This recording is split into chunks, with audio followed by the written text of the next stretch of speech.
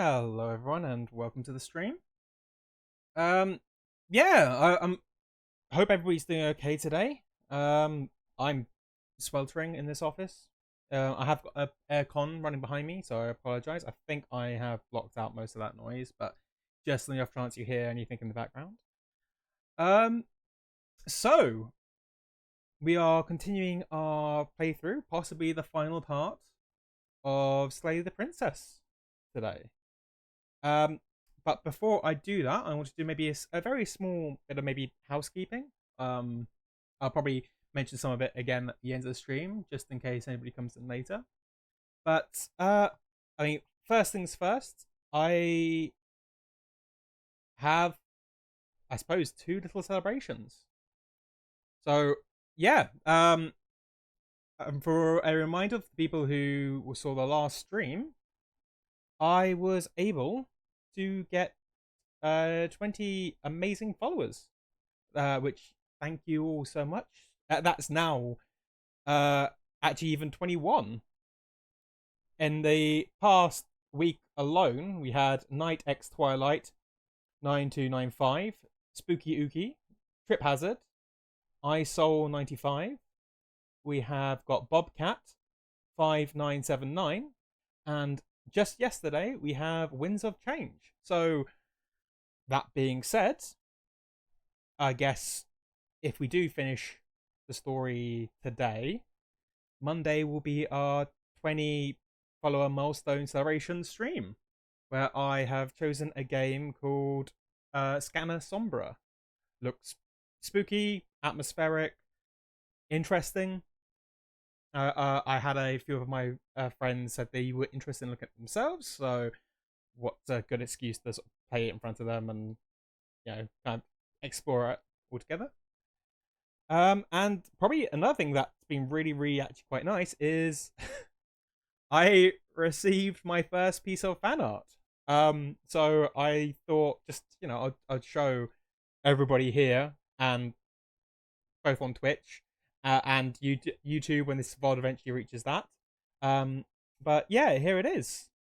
So this artwork was done by follower Spooky Ookie on as she's known here as they're known here on Twitch, or I'm a Ghost Art on Instagram and Tumblr. Honestly, I when I started streaming, I didn't think I would get fan art at all. So it's generally been really, really amazing to see that. It really warmed my heart. So yeah, I just want to give a quick shout out to Spooky Yuki. If anybody likes their art, I recommend checking out their account. Like I said, it's I'm a ghost. I'm a underscore ghost underscore art on Instagram and Tumblr.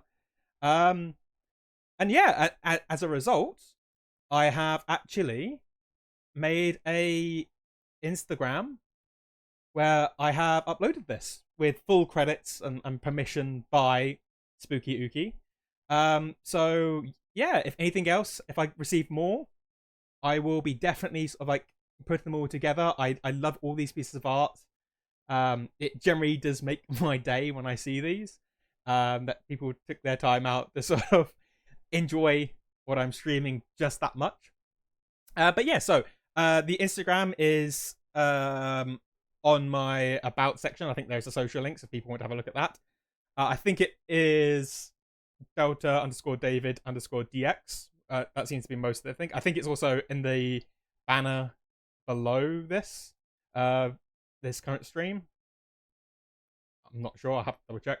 But yeah, I just thought I wanted to give a bit of a shout out. So yeah, thank you once again, and yeah, generally awesome. And it's great to see Gerbil in the stream. Hiya. I hope you're ready to look forward for the next, hopefully, end part of the playthrough of Slay the Princess, and hopefully it will be more messed up, less messed up. I'm not sure. We're just gonna have to roll with it, I think. I'm gonna stop showing off fan art. But yeah, just because the amount of people who have been watching the VOD, both here and on YouTube, is kind of scary. I think last stream was probably my most watched VOD, um, which is amazing. Uh, thank you, Gerbil, but I don't need a bigger head. But yeah, no, it's generally been really amazing. People really seem to be enjoying this, which is great. It's doing exactly what I wanted. It's a game that obviously I wanted to sort of show off and let people see. There is a second game, not necessarily a prequel, but the first game that this studio that did Slay the Princess did, Black Tabby Games, called Scarlet Hollow. That is on my wish list, and honestly, I wanted a good excuse to sort of pick it up, and I might not stream it. I'll give you all a bit of a break, a bit of a detox from, pencil drawn, psychological, ethereal, creepy horror by throwing in some other horror for a little bit. But I will definitely be streaming that game as well, and that should be a bit longer by the looks of it. It seems to be a bit more episodic. At least I think there were like 7 episodes to it. So whether it's all back-to-back streams, all episodes, whether it is we just do one, take a break, go on to do something else, come back, I'm not sure. We'll have to sort of decide that as it is. So yeah. So that was there was the fan art, there was the 20 follower.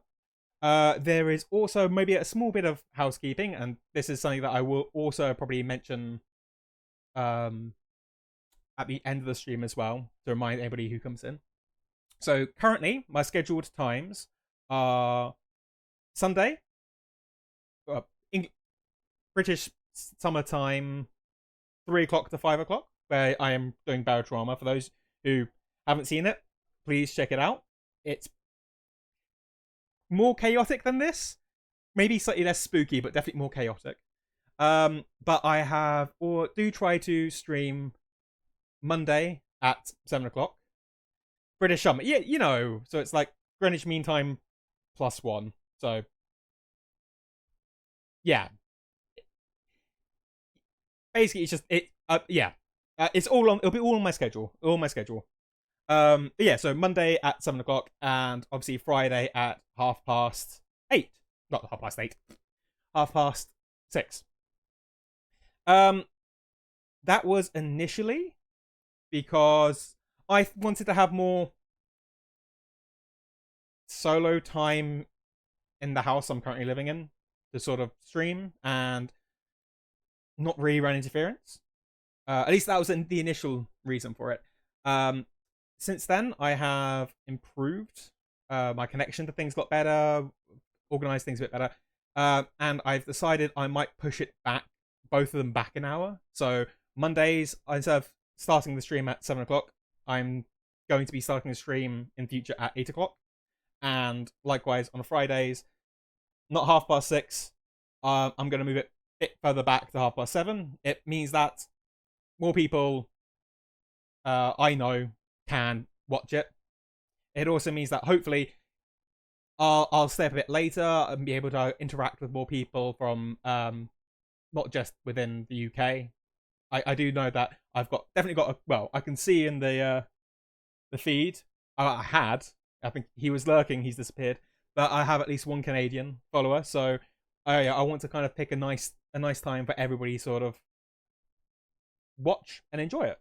It seems to be people are enjoying this. I'm enjoying doing it, and obviously if I run a bit later, then I can probably stay up a bit later as well. And yeah, but yeah, so I'll mention that again at the end of the stream. But Sundays will be untouched. I quite like the current streaming schedules on Sundays, but Mondays and Fridays I'm going to be pushing back an hour. And then the last thing, just for people who saw last stream, this is just throwing up again, but this is in case anybody knew. I have had people follow me since. I'm assuming they've seen the VOD. Maybe not, but yeah, I'm just going to throw up the content warnings again for the stream and leave them up for like a minute just to make sure people are still cool with this. If it's too much, don't like it, by all means, just don't watch the stream. That's absolutely fine. I appreciate the fact you took your time out to kind of take a moment. Obviously, we've seen some of this in the previous stream anyway.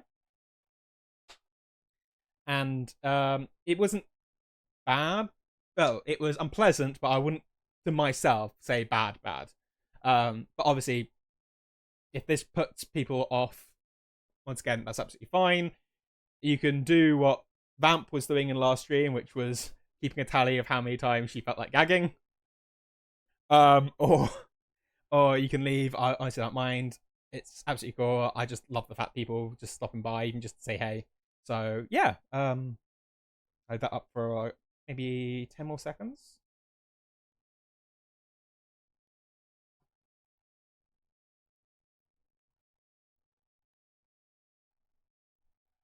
Okay. Right, and so without further ado, let's jump into the game. So I've got it pre-set up. I've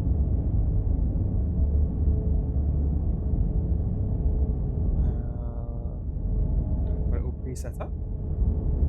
So I have already noticed one of the widgets isn't working, so we'll have to deal with that maybe after the stream. So once again, standard content warning. We don't need to worry too much. I have turned off flickering effects as well as the parallax effects, so shouldn't cause motion sickness. Once again, if you do feel ill, by all means step away. That's absolutely fine. So, as to repeat, whatever horrors you find in these dark spaces, have heart and see them through. There are no premature endings. There are no wrong decisions. There are only fresh perspectives and new beginnings. This is a love story.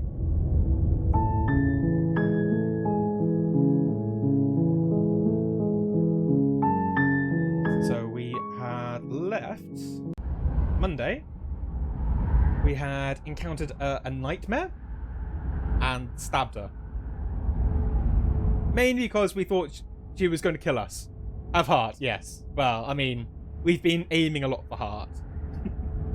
But yeah, so we have, I believe this is our 4th princess. We're not sure how many princesses we need. We're not sure what happens afterwards. But we had just stabbed her, and in order to allow people to sleep safely at night that night, I thought we'd just leave it with her being dead before anything happens.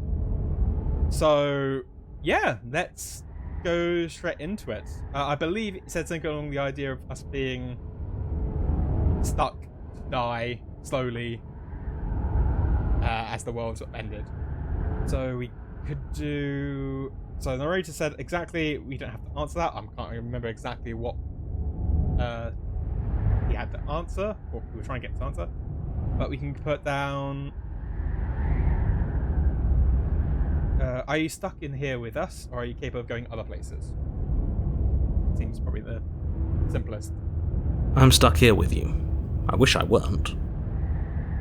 Feelings mutual. At least we're all being honest.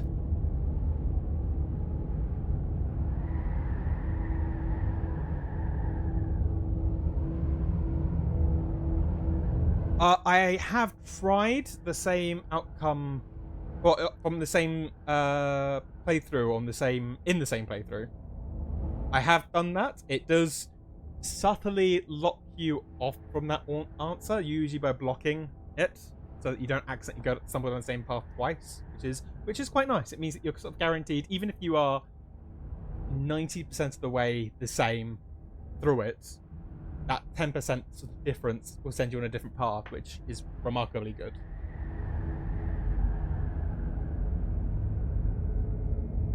So, I mean, I don't know about you lot. I'm thinking... I mean, I want to take the blade from her body. Only because if we're going to get the jump scare, I'd rather have the jump scare when we see her, rather than having her sort of come at us from behind. Oh, we could say, yeah, I get it. You don't want us to die because you'd be lonely. How sweet. Yeah, let's be a little bit sarcastic. True. Yeah. I mean, are you directing that at the hero or at the princess? Because I think either one of them probably shouldn't go on a stabby spree. Unlike you, I'm not capable of being lonely. Oh, sure you are. Give it some time without us, and I'm sure you'll start feeling lonely.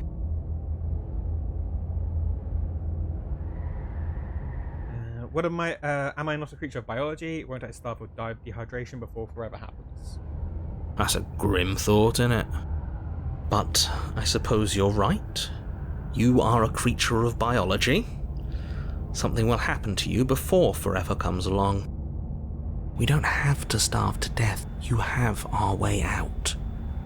Use it. So I think paranoid is suggesting we take our own life. It's not like it matters if I die, I'll just come back again. That makes sense. Again?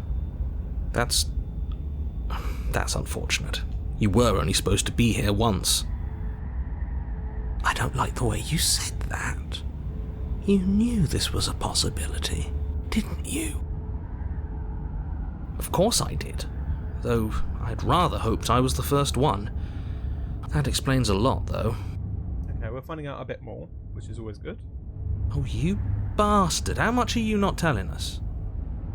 Plenty, but it's all in your best interest. And the world's. And mine. She's dead and we're stuck in a hell void forever.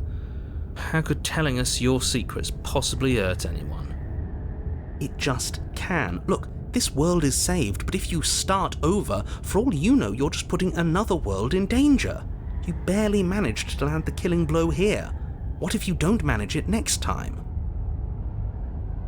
There's a fair point, I've already said too much, really.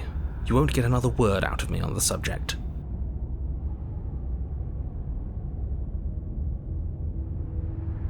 Let's push our luck, shall we? Can you tell me your secrets now? No. Okay, well, how about now? Still no.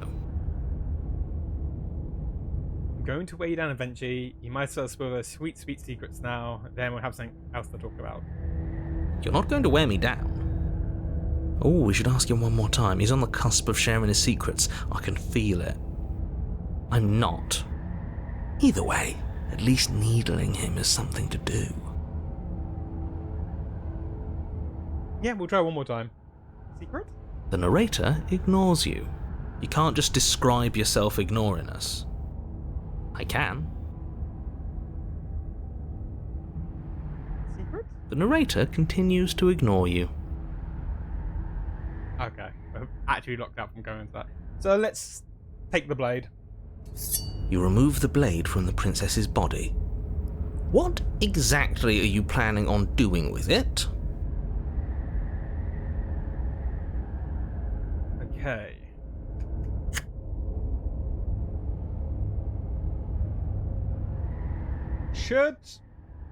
I mean, what do you think, chap? Slay myself or throw the blade into the void? I think that's both of these are a commitment that I'm going to just throw to you lot. Both of them sound... Well, I mean, slay yourself sounds interesting to the point where we know what will happen. Throwing to the void... I want to assume she's dead. But I also don't like the idea of throwing the thing. Oh, we could just wait and see what happens.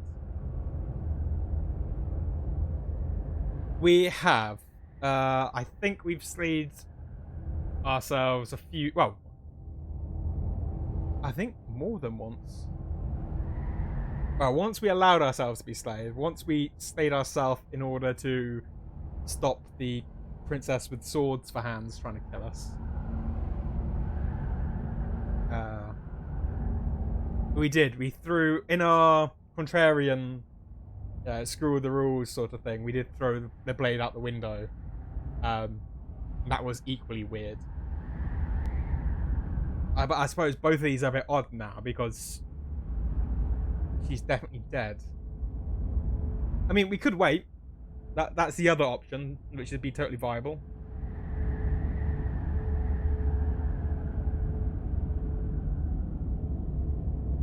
Oh,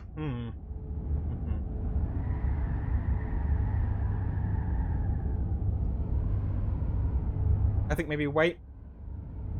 Yeah, we'll wait and just see if she jumps up. More time passes. You're still here.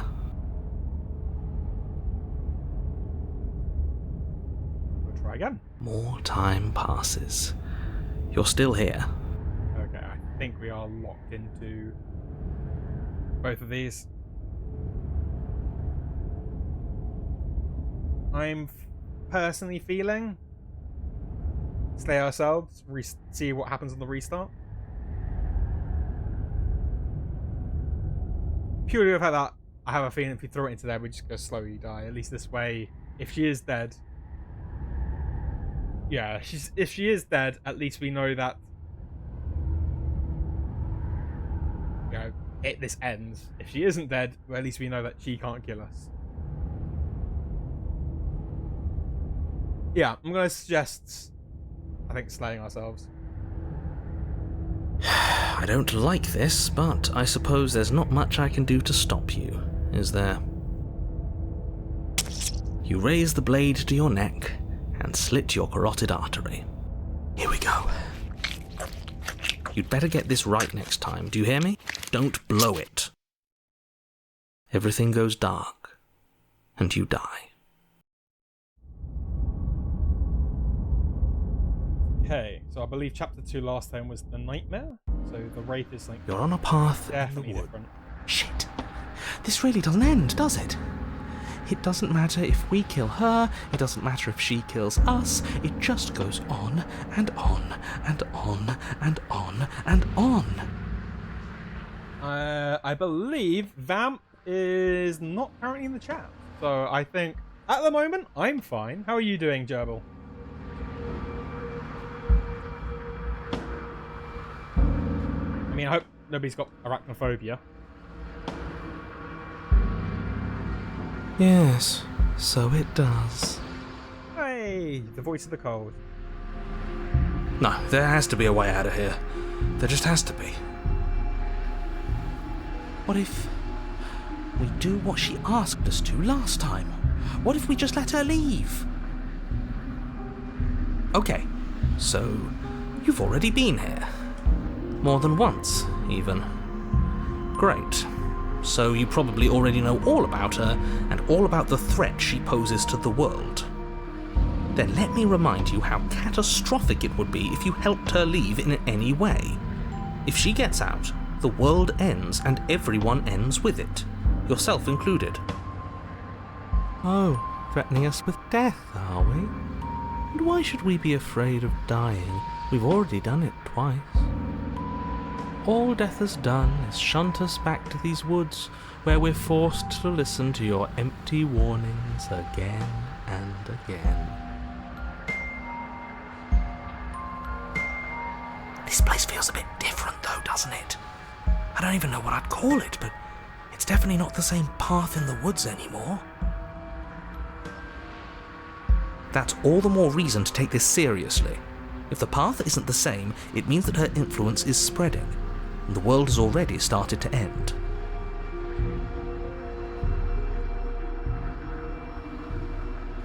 Her influence? I really shouldn't have said that. It'll make your task more difficult. But now it's out, you could always take that information as a sign of goodwill between us and do your job, alright?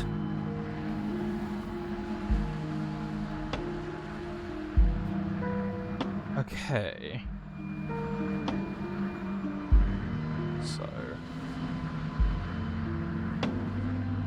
I mean, we have tried turning around and leaving, but there is something that is quite interesting, is, yeah, it points out here, you're the same narrator who met in the other loops, you were quite quick to accept that we've been here before. Usually they've been keeping that quite quiet, so... Suspiciously quick. If I had to make a wager, I'd say yes and no. Is that supposed to be a riddle? If it is, it's not very good. I haven't met you, but you've clearly met me. It sounds to me like you're hopping between parallel realities, in which case the me you just met here is the same collection of experiences as the me you met at all of those other beginnings, but their continuity breaks the moment you say or do anything, in effect making them all separate. So, yes, I'm the same me, but ever since the moment we started talking, I'm different. Nice to know that he can change too. I'm not sure how we're supposed to kill him ourselves, but he's asking for it. Maybe there's some way she can take care of him for us. They've clearly all been through some harrowing experiences. Don't let their baggage influence your decisions. You have the ability to see things clearly. I suggest you use it. We've killed her and been killed by her. And none of those things have gone well for us. If we are going to fall through this loop forever, eventually we're going to have to let her out. Might as well do it. Might as well do it now? I think that's fair to say, really. You're making a dizzying amount of assumptions. Your perceived reality looping twice before does not mean it will continue to do so forever. Which is a good point. I mean, just because we're sort of Groundhog Day time looping doesn't necessarily mean we won't accidentally sort of stumble our way out. Those little voices have already drawn attention to the fact that even the path is different. The world itself is at a tipping point. Know that there is always a choice. Even if you were stuck in an infinite loop, there's no reason to assume that the mere nature of the infinite would force you to make any specific choice. You do have free will, as much as things would be easier if you didn't, and you can just keep making the correct choice forever, never deviating. Everyone is manipulating us, but we're starting to see the threads now. We just have to avoid getting tangled up in them. On second thought, let's not kill him. Let's throw him someplace that never ends. I'd like to see what that does to him. What happens if you don't go to the cabin? Is there another option? We'll just see what this one is. Then she finds a way out on her own. So, standing around out here is the same as us letting her out. Only we don't have to see her. That's got to be better, right? No, it's strictly worse. And why is that? Because it's cowardly, for starters, and because the unknown is always worse than the known. But really, all you're doing right now is weighing two considerably bad options. The only solution worth considering is slaying her, and whatever delusion is holding you back from doing that is just that, a delusion. If you already managed to end her in some other world, the only reason you'd be here is that you somehow managed to do it wrong. Right, well, there's no point in hanging around. Let's... You continue down the path see what's towards the happening. cabin. It isn't long before you're steps away from your destination. I don't think you need any words of warning. I think you know what's in there, and despite your protestations, I think you know what you need to do. I don't like any of our options here. It feels like we're being driven down the tracks to some awful inevitability. There must be something we're missing, something that would make everything make sense. Maybe letting her out really is the answer. Whatever. You don't want to listen to me? Do it then. Let her out. See what I care. Now, I know we don't have the voice of the contrarian with us.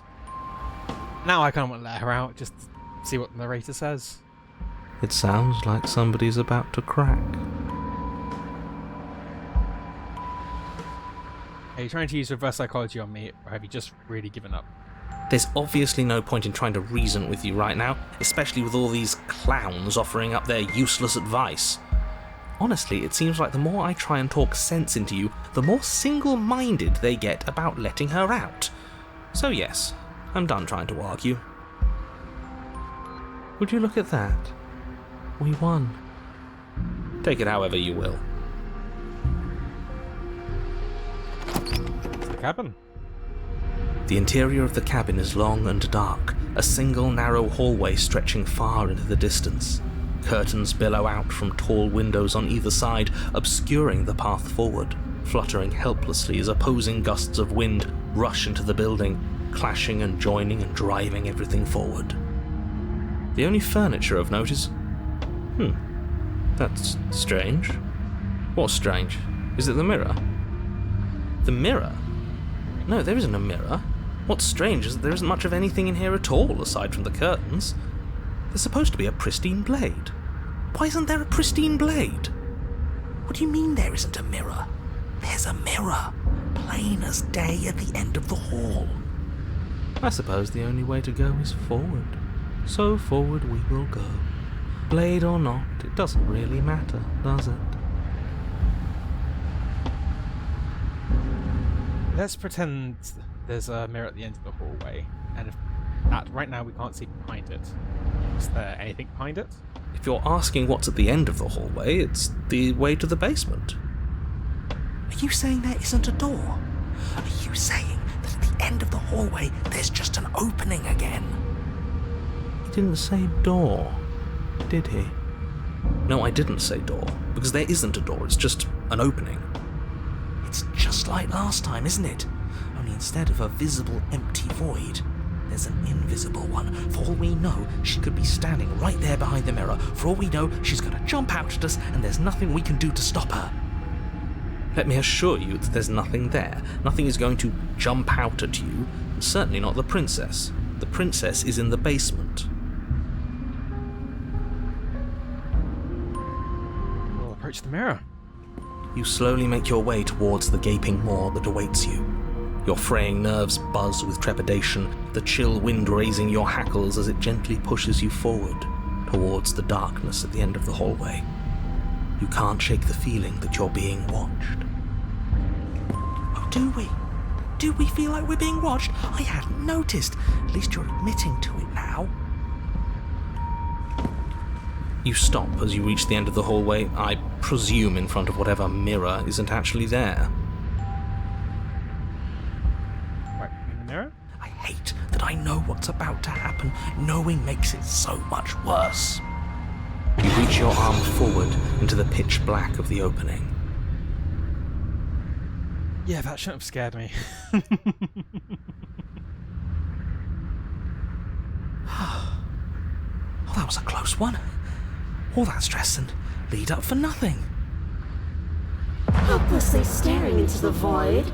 I'm glad I made a lasting impression. Okay. Shit, where is she?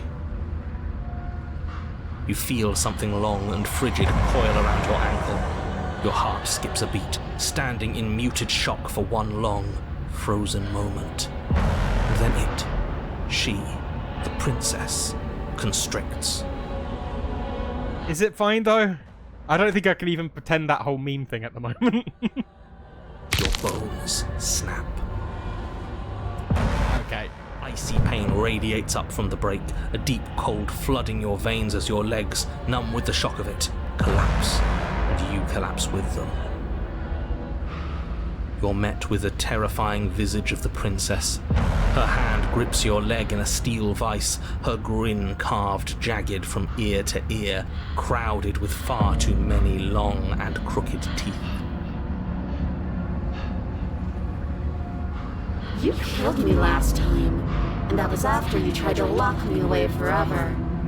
I was so close to freedom, but then you took my body away from me. You know, on the plus side, we now know what our feet look like. So now, I'm going to take yours, and I'm going to walk it out of here. And you get to watch me do it, completely helpless, just like you left me. Okay, maybe letting her in isn't the best idea. She clearly hates us. And what's your point? I thought you wanted to get out of here. This is a way out, and it's different. We might as well take it. Yeah, but not like this. She's going to make it hurt. Then turn off the part of you that feels things. Oh, like it's that easy? It is. Pain is just another sensation. If you can tolerate joy, you can tolerate pain. Except that pain hurts. Yes, that's what it does. That's the definition. Do we need to explain to you why pain is bad? You need to explain to yourself why it isn't.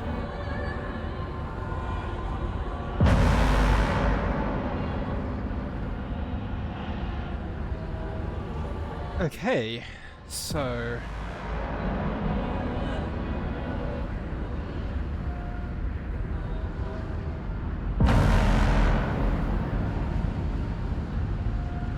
I get the feeling doing the whole eye for an eye isn't going to go particularly well.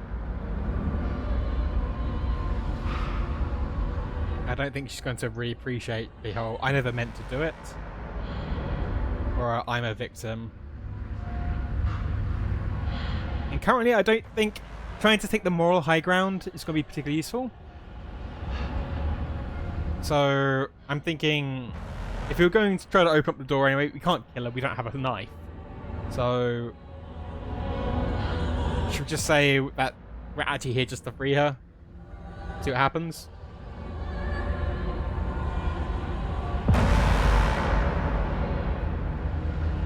See? That wasn't so hard. And maybe this will make it hurt a little less.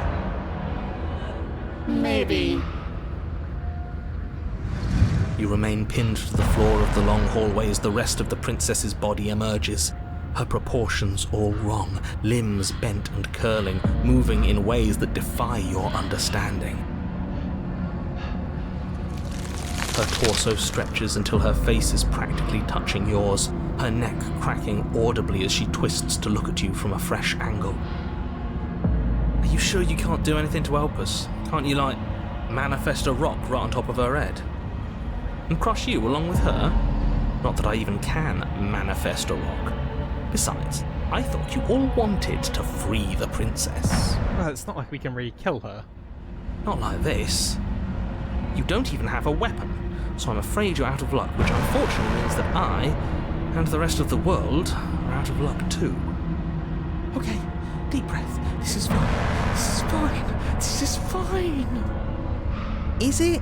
Is there any conceivable way that this is fine? Yeah, I'm right. This is fine. It's better than last time. At least our organs aren't failing. At least I can actually talk. It is fine. Everything is always fine. These consequences have no real impact on us outside of momentary discomfort. I'm sure we'll be moving on with it soon enough. True, they are saying this is fine. Your vision fades as she tears open the membrane of your soul.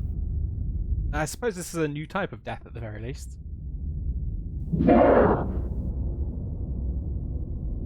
You're awake. Eyes once again fixed on the long hallway, your vision swimming as the princess's command reverberates inside your skull. Her voice is all-encompassing. You feel wrong.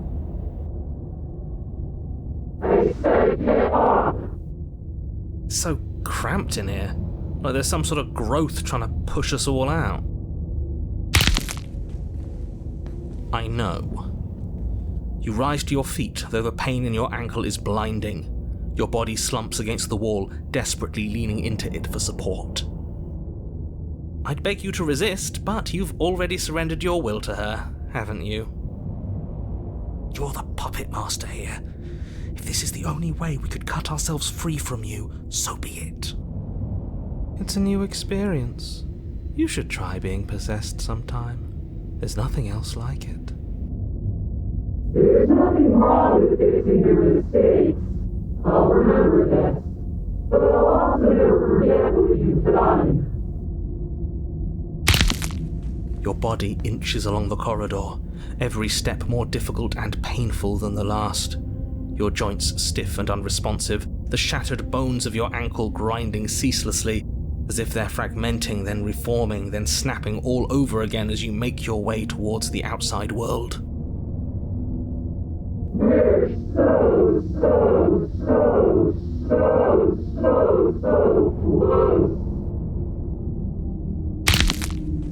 But despite the anguish, it doesn't feel like the exit to the cabin is getting any closer. If anything, it's getting further away. I guess the narrator's pulling some strings. It doesn't matter how long this hallway is. I will drag this body till it is a piece of meat and feathers. I will be free. Please, just let her out. Yes, let me out. It's pointless, isn't it? I can't stop her without you, and you'd already given up by the time we met. No, screw that. The hallway gets even longer. You can't describe me into submission. The door is right there. It really is, isn't it? I walked to it. I placed your bloody hand on the door. I made you twist the handle. Isn't saying all of this his job? He is gone. Oh, he really is, isn't he? I had a feeling you could deal with him for us. I did nothing. He dealt with himself. This is it then. The big moment. Finally, we'll get to see what's really out there. The handle clicks as we push forward. The air is different here. But as you step outside the bounce of the cabin, you feel another violent tear, a rending that cuts all the way down to your soul. You are once again separated from everything that had nestled in the deep crevices of your body, and everything that isn't you. We're us again. How interesting. Everything is gone. Except her.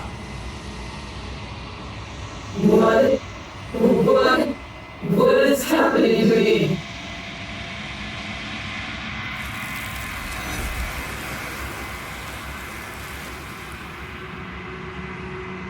Oh, that dealt with her quickly.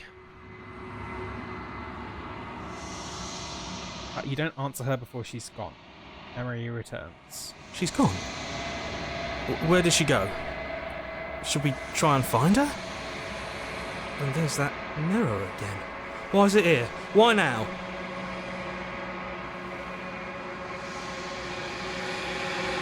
I believe we've already done these before, but let's just do the, of course you're scared, this is the end for you, but not the end for me. I would have kept them in the dark if I were you. What is that supposed to mean? Whatever awful thing I felt before, it feels so much worse now. Can't even trust ourselves. Approach the mirror. You approach the mirror. Gaze into your reflection. Silence as you reach forward. They're gone once again. The mirror always makes them leave, but you need to see what's in it.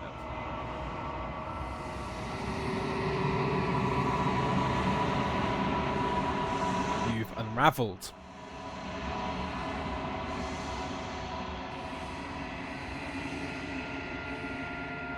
You find yourself in the long quiet once again. Well, proceed to the cabin.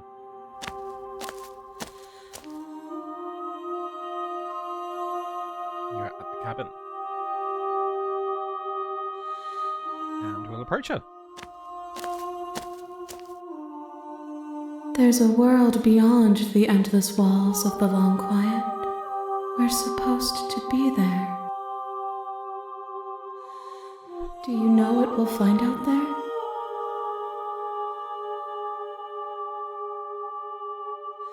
Is that a rhetorical question? Do you know? Do you want to tell me? Rhetorical. I am not rhetorical. I have only known these spaces, and I have known flickers of the lives you've brought me, short and violent and full of passion. But all of those flickers end where the long quiet begins. I'm asking you because I cannot know your mind. Do you know what we'll find out there?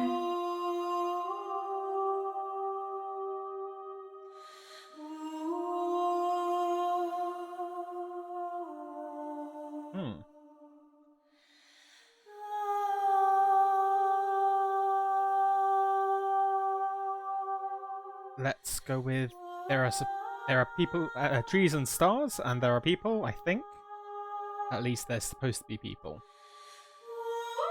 There is a warmth and sadness in me at the thought of people. Fresh tears on a winter's day. They are not like us. They do not last.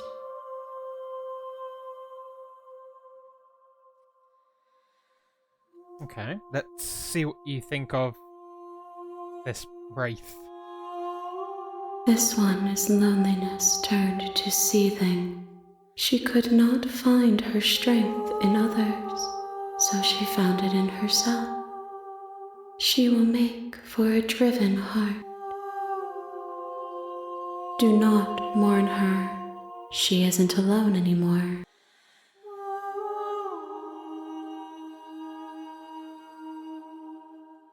Right. Do you think that anything is real out there? Do you think that we are real? Be useful to know, I suppose, if we're just concepts. We are real. Nothing is an idea that dwells in the absence of something. But nothing cannot exist on its own. And because of that, nothing can't exist. Okay, surprisingly deep for a Friday evening.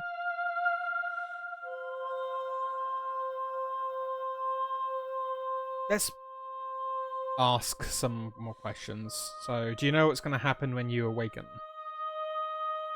If I did, I would already be awake.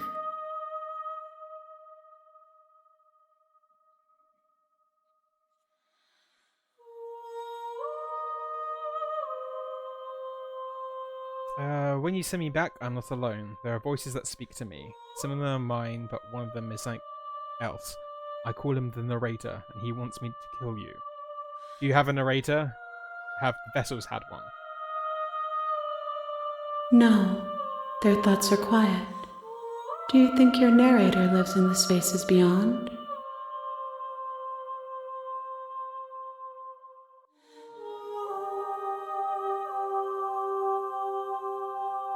Ooh.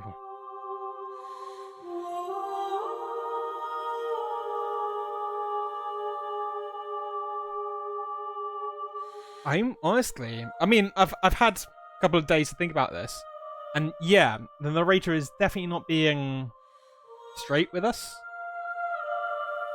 But there's a part of it that I'm like, maybe I'm more trusting. But I generally feel that maybe the narrator is just trying to do something. I don't think there's... I think if there's maliciousness there, I think that he's doing it out of a sense of his own sense of righteousness.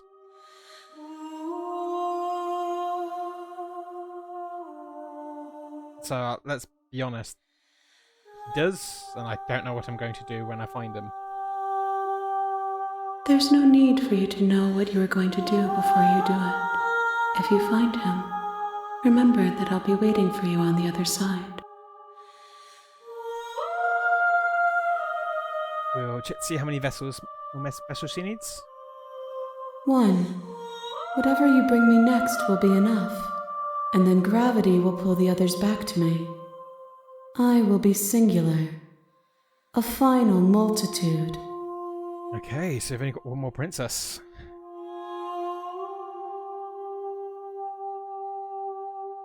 If this is the last time, is there anything you would like me to bring you? These gifts are a conversation, and each one shows me the contours of your heart. The only thing I want to see is what you choose for me when the thread is fully drawn.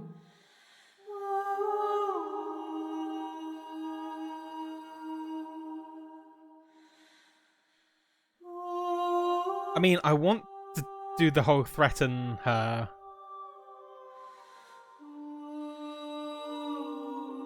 But I also don't think that's really going to pertain to anything. So, yeah, let's just go back. The next time I see you, each of us will finally know what we are. I will be here, waiting for you. Everything goes dark and you die, which was... The other option was to kill myself, which I thought, why would I do that? We're just going to die anyway.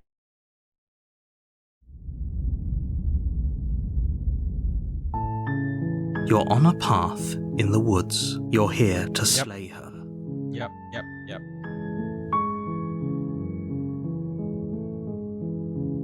So...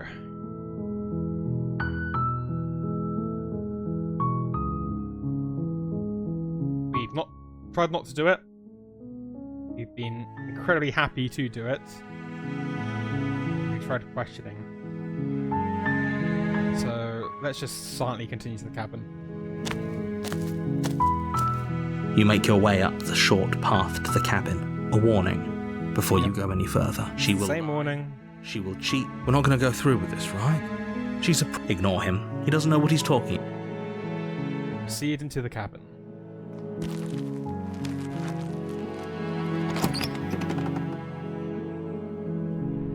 The interior of the cabin is almost entirely bare. The air is stale and the blade is your implement.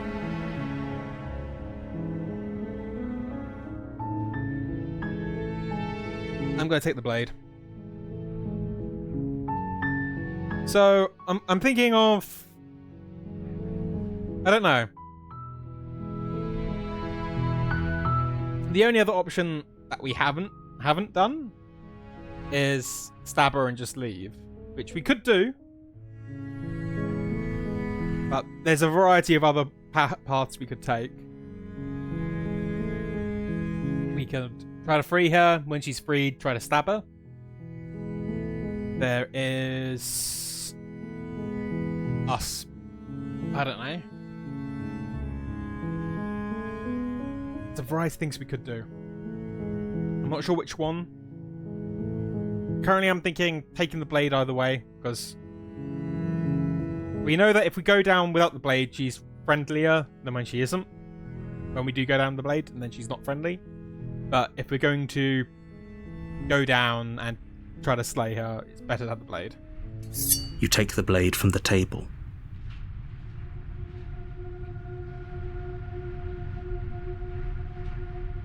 So,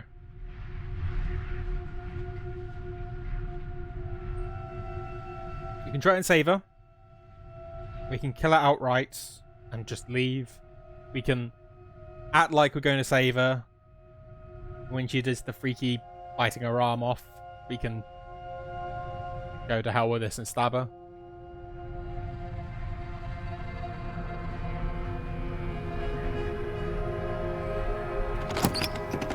I mean, there's 26 different princesses, of which this is number 5.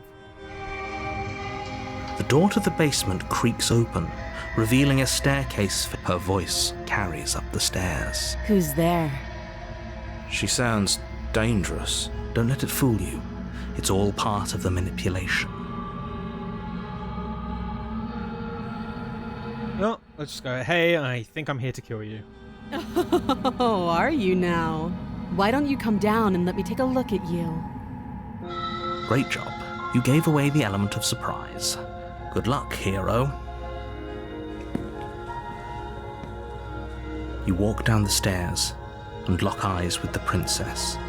There's a heavy chain around her wrist, binding her to the far wall of the basement. She's so coldly beautiful. Focus on the task at hand. You weren't kidding when you said you were here to kill me.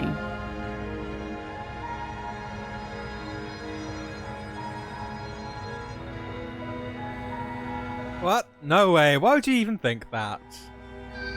That giant knife you're holding kind of gives it away, doesn't it? And I did totally shout down the stairs. Okay, yeah, fair dues. The blade. Of course she doesn't want to talk. Who'd want to have a conversation at knife point? We should drop it. Don't you dare.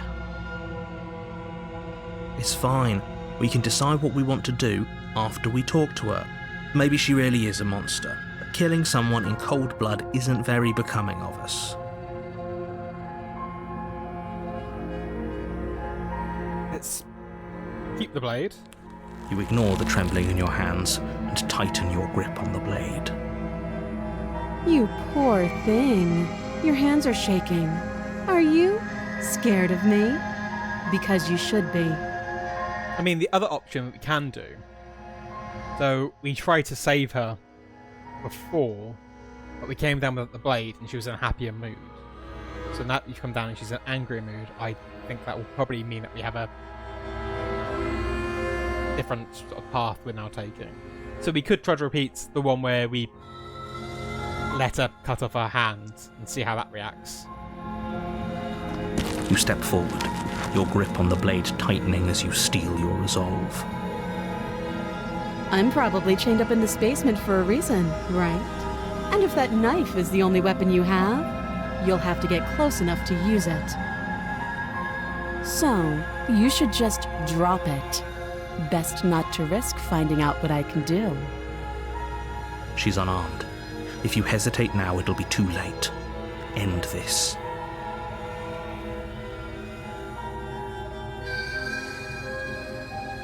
I'm not dropping the blade. Then I'm not talking to you.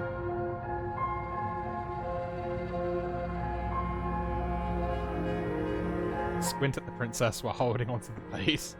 You stare at the princess, squinting. She squints back. The two of you are going to do this forever, aren't you? Squint at the princess even harder. You squint even harder. So does she. I mean, now we're just basically trying to test the game and piss off the narrator, really. At least nobody's dying right now. You're going to have to make a choice. You can't keep squinting forever. Eventually, someone is going to have to blink. Exactly. It's going to be a full-on standoff.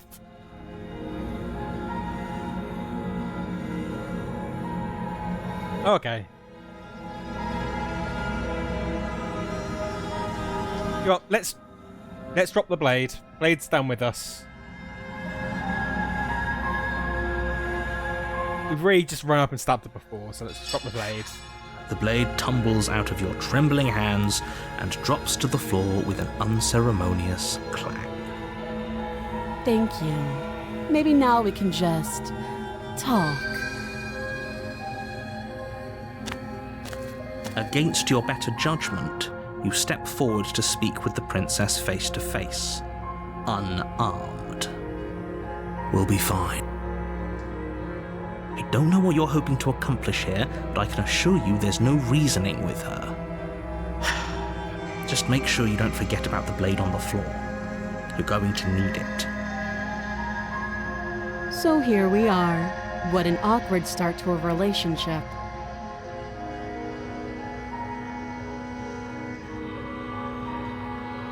Yeah, it's pretty awkward. I know. I just said that. I think I have Now why used are that you here one to before. kill me?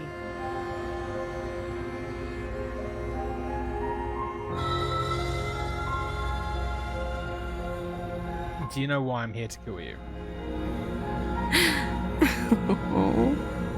She was just threatening us a second ago. Am I the only one here unnerved by that perfect little laugh? I'll take that as a sign that you're finally coming around to reason. I have no idea.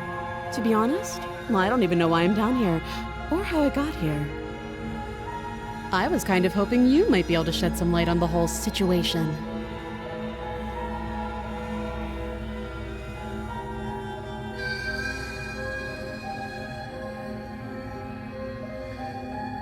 So we know that if we ask her name, she'll say it's Princess. I can't remember if we've told her she's going to end the world, but let's do it anyway. Don't just tell her that. That's cute. Do you believe that? Do you think I'm some sort of monster?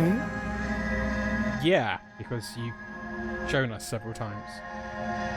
If I'm supposed to be capable of ending the world, then how did I wind up here, chained to a wall? Have they told you why I'm allegedly so dangerous?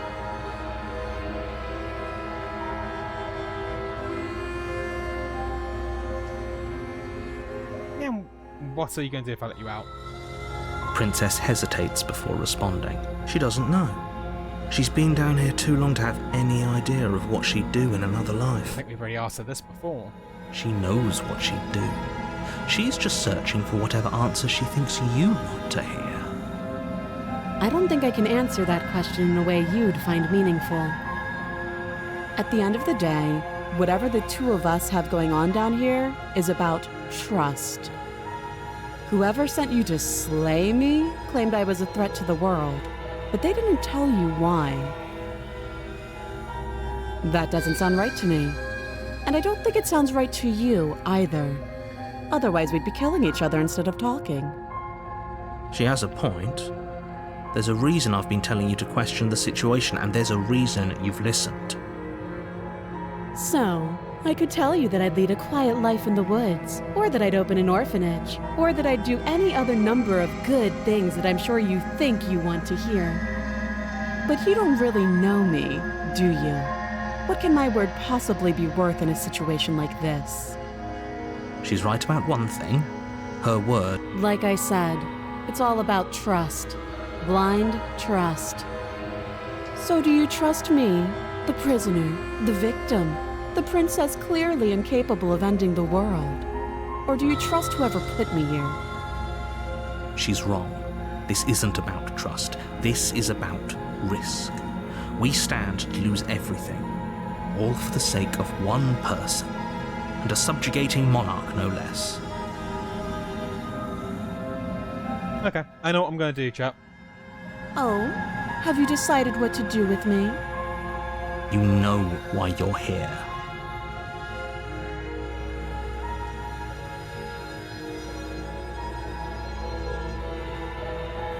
Yeah, I think you have to trust me on this. Oh, you have to be kidding me. You walk up to the chains binding the princess to the wall and give them a tug.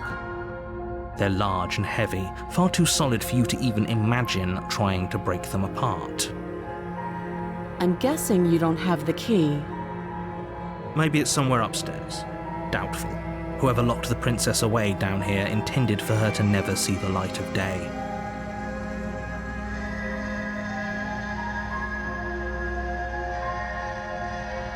Isn't a key. Any ideas? Well, you do have that big, sharp knife. You could always cut me out of here. She speaks with almost complete nonchalance. If we were stuck down here for long enough, I'm sure we'd be nonchalant about cutting our way out. Anything to finally be free. You attempt to make your way out of the basement, but the door at the top of the stairs slams shut. You hear the click of a lock sliding into place. Yep. Is someone else here? Doesn't surprise me. So let's get to back to the bottom of the stairs. Make your way back to the bottom of the stairs. This would have been so much easier if you'd simply slain her like you were supposed to. Easier for whom? Easier for everyone. I heard the door slam. They locked you down here too, didn't they? The knife. Pick it up and cut me out of here. You won't like what happens if you do that. Let's save the princess, and I'm gonna let the Against narrator your better judgment, take over. You place the blade against the princess's arm, just above the massive, unyielding chain. You cut into her flesh. The blade is sharp, and you make quick work of it. Before long, you're able to crack through bone, and she pulls the bleeding stub of her arm through the iron gauntlet. She didn't so much as utter a sound. Free from her bindings, the princess turns to face you, her fierce gaze meeting your eye. How is she so composed after losing an arm? It's like she isn't even bothered by it.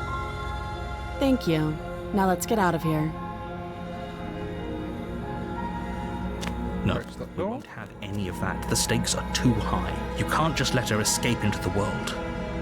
No, I just can't let her escape into the world. As the princess approaches the bottom stair, your body steps forward and raises the blade. I mean, we could try to resist. I have a feeling she'd kill us without the whole "I'm so sorry" that she did before. Wait, this isn't fair. You can't just do that. Watch me. But I'm thinking we'll fail. We'll choose to try to slay the princess. You bring the blade down and plunge it into the princess's back. Finally. Okay. There's no going back now. Though the blade left a deep gash in her shoulder, she barely so much as flinches, turning around to stare at you incredulously. Are you serious? I don't know what came over you, but if we're doing this, I guess I'll have to kill you. Do you think I need both of my arms to do that? I can beat you to death with one. But I don't have to tell you that. I'll go ahead and show you.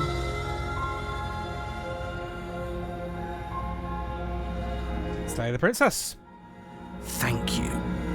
You swing your arm towards her throat, the blade singing through the air.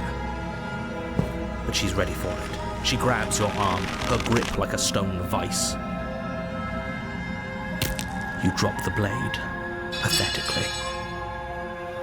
She lets go, and faster than you can react, rears back and hits you with a bone-shattering haymaker. There's a ringing in your ears. You're fairly certain you can feel bone grinding against bone where she fractured your jaw, but your body isn't allowing you to feel much right now, adrenaline coursing through your system and numbing your nerves.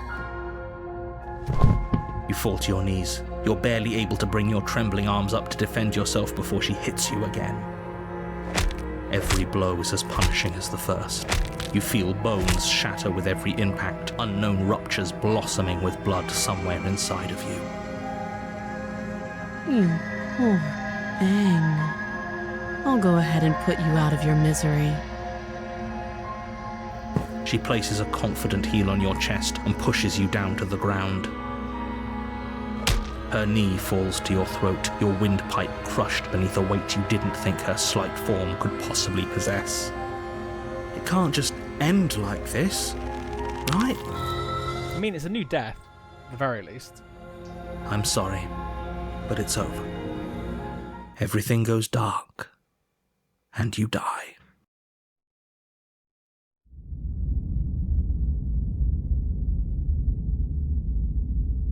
You're on a path in the woods, and at the end of that path is a cabin. And in the basement of that cabin is a princess. You're here to slay her. If you don't, it will be the end of the world. Okay, so most of this is already done. Let's hear what voice we're going to get, shall we? Again? People don't die twice. You haven't even met the princess, and I hardly think she'd be capable of killing someone as skilled and courageous as yourself. If he doesn't remember what happened, then maybe it's best to keep it that way. You know I can hear you, right? It's going to be a lot harder than you think to keep secrets from me. What does it matter what he knows? There's nothing we can do to stop her. She's just going to kill us again. Okay, we got the broken this time. She is not going to kill you unless you let her, but slaying the princess and saving the world is going to be much more difficult than it has to be if you spend the whole time second-guessing yourself. Let's proceed to the cabin. A warning before you go any further. Yep. She will lie. We might as well just pledge ourselves to her. And stop pretending we're capable of doing anything in this situation. She probably doesn't even need to try to overpower us. Can we tone down the pessimism just a smidge? Probably a good thing Trip Hazard isn't here in the chat.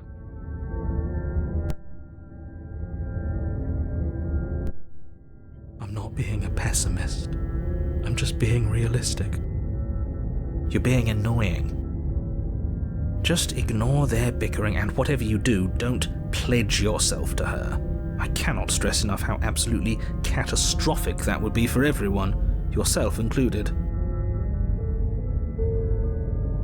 I agree. If she's wrongfully imprisoned, then we should rescue her, but if he's telling the truth, we shouldn't just hand her the world on a silver platter. Rescue her? Given the stakes of the situation, there isn't really a difference between rescuing her and pledging yourself to her. Either would be terrible. So please try to ignore both of those knuckleheads and focus on saving the world. Let's not make this harder than it has to be. Proceed into the cabin. If that's what you want, I guess I don't have a say here.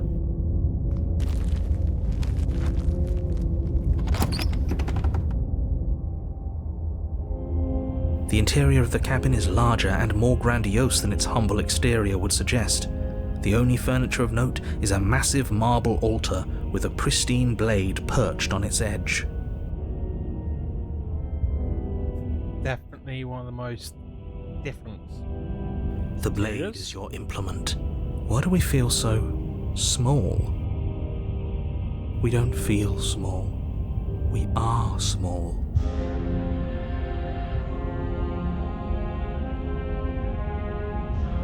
I think we take the blade, then maybe approach the mirror. You take the blade from the altar. It would be difficult to slay the princess and save the world without a weapon. You walk up to the wall next to the basement door. It's a wall. There isn't much to see here. What are you talking about? This isn't a wall. It's a mirror. Or at least it'll be a mirror once we wipe off that layer of grime. Quite clean. You reach forward and rub your hand against the cabin wall. I hope you know how ridiculous you look right now. We should count ourselves lucky. Some things are better left unseen. And I guess we'll enter the basement. Can't delay it any more than we already have. The door to the basement creaks open, revealing a spiral staircase. Its steps almost as deep as you are tall. The smell of incense drifts up from below. For a moment, you almost feel at ease.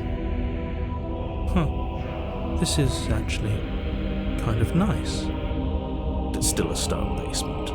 If the princess lives here, slaying her is probably doing her a favor. Her booming voice rolls up the stairs. Is that a guest I hear? Don't linger on the stairs. Come down and witness me. You weren't kidding when you said it was booming. She wasn't like this last time. We need to get down there. She wants us to see her. We need to see her. Should we be worried about your sudden change in attitude? Just a few minutes ago you were going on about how pointless everything was. Now you want to go down there. It doesn't matter what that little voice says. He's not the one making the decisions. Though if his ramblings get you to the princess, they get you to the princess. Continue down the stairs. Making your way down the spiral staircase is a time-consuming and exhausting effort, every step requiring you to clamber over one edge before dropping to the next. But soon the end comes into view, and you tumble to the bottom, entering the vast, temple-like room beyond. The princess towers over you, almost glowing in the weak starlight, her figure framed by a stained glass window. Her long hair billows around her, and a chain binds her wrist to the far wall. The chain is nothing to her. It might as well be a toy for all the good it would do. I told you it was pointless to resist her. The little bird has returned to me. I wonder what he wants. You brought that knife again, even though you know it's useless. Such charming audacity. Drop it.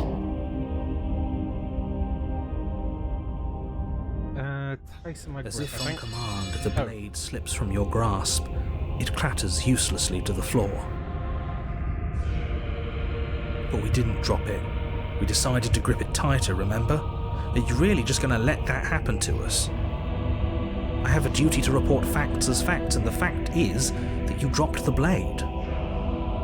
Of course we dropped it. She's so much more than us. You wouldn't understand what it feels like to be in her presence. Oh, I understand what's going on, and you'd better snap yourself out of it. Kneel. Gonna try resisting? Oh, are you still trying to defy me? I said kneel. Your legs buckle. and your knees hit the floor. That's my good little bird. Now, why don't we talk? The last time we met, you told me I was destined to end the world. That thought wrapped itself around my heart. It has pulled at me since the moment I squeezed the life out of your broken lungs. Yeah. I was thinking it's gone from something that I think Trip would like to something Vamp would like. So Vamp, when you are inevitably watching this VOD, I guess enjoy this princess. Didn't realize it was going to be this route that took us here, but hey. I could feel its fundamental truth awaken me. The collapse of the old is a necessary prelude to the birth of the new, and the world as it is now is overdue for alterations. Hey Carmena, how are you? We found out that this is the last princess that entity needs, so yeah, the fact the tower... Well, true. I mean, I'm sure Spooky and Vamp will be checking this out later, and I'm sure they'll both be enjoying this particular sort of princess. It's time for me to seize my destiny, and you, little bird, will help me seize it. Well, that gives away the game, doesn't it? It certainly does. And beyond that, it more than lends credence to our conversation in the woods. I don't love the thought that in some other reality you failed to destroy her, but what's done is done. I can only hope it helped you learn a valuable lesson. Yep, no worries. I'm not expecting any weird descriptions to come up. I think most of it's kind of described by the narrator. But, you know, obviously I'll be good, and I promise I won't make any loud noises, and especially if you're driving. You are the only one who can deal with her. And if you don't, well, she's let you know what will happen, hasn't she? Then you shouldn't have trusted us with her destruction. She is inevitable. Can't you feel it? He's being melodramatic, but he's not exactly wrong, is he? What are we supposed to do to stop her? Okay, first things first, you're going to have to stuff those pessimistic thoughts someplace far, far away and commit yourself to what needs to be done. The stakes of the situation should be perfectly clear to everyone now. And if you're going to save the world, you have to have faith that you can pull this off. You can't win a battle that you've already lost in your mind.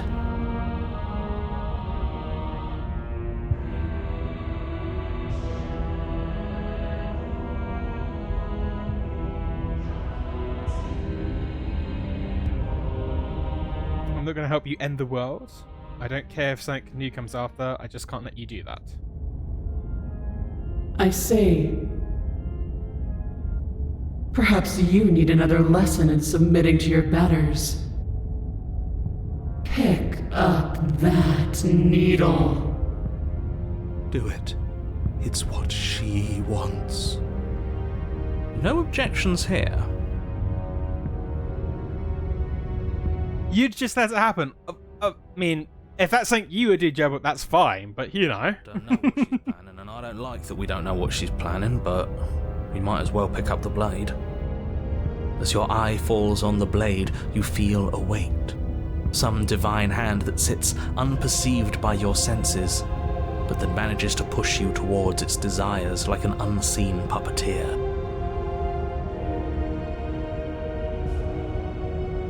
Well, all the other options are greyed out, so I guess we have to pick up the blade. You reach forward and grasp the blade. Stand! This one's easy. See? This isn't so bad. Okay, yeah. We can do that. We were probably going to stand anyway.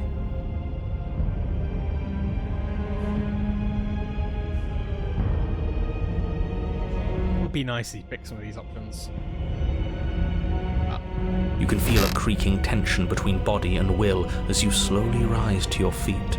like two foes forced into an unhappy truce. The princess eyes you with soft contemplation. The moment seems to last a lifetime, the silent anticipation of what's to come dragging out the long, painful seconds. But all... To define me is to claim we stand on level ground. We do not. You are quiet shadow, while I am brilliant radiance. Fair dues, but I mean, the brighter the radiance, the darker the shadow. Take that knife in your hand and slit your throat. What? I'm not sure how that would free her. You don't have to listen to her. You're armed. Just steel your nerves, step forward, and end this. It does look like you like strong women, Gerbil.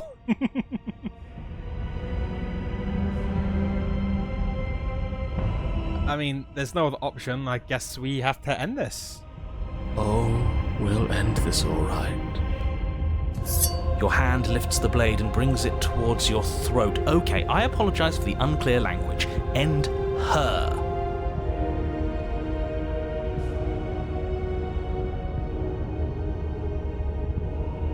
Yep, I'm gonna try it. Go try it. Your body is sluggish and unresponsive, actively fighting against you, but you do your best to stagger forward. One step at a time, you move towards the princess. Slitting your throat would have been a mercy, but it seems you're in need of a harsher lesson. Plunge that knife into your lungs. I'm sorry. Don't. As you take another step forward, the blade digs into your ribs, slicing through flesh with ease. It somehow feels like an entirely natural thing to do, while the simple act of walking has become an arduous impossibility. Then it slides back out, the wound burning as a small hiss of air escapes through the fresh orifice. Blood fills your lungs. Now, do it again. Keep doing it until I give you permission to stop. Those are just words. You don't have to listen to her. It's what she wants. You, heroic one, what are you doing? Don't just let this happen. Stop him from killing you. I'm on it. Your other hand locks around your wrist, struggling to keep it from perforating vital organs. The blade still flails towards you, managing to slice bits of skin that plop to the floor to join the growing pile of blood and gore beneath you. Despite the pain, you manage to keep yourself in one piece, at least for now. I mean, 147 people saw the last VOD, Gerbil? Are you sure you prepared for that amount of people to see this? See these comments?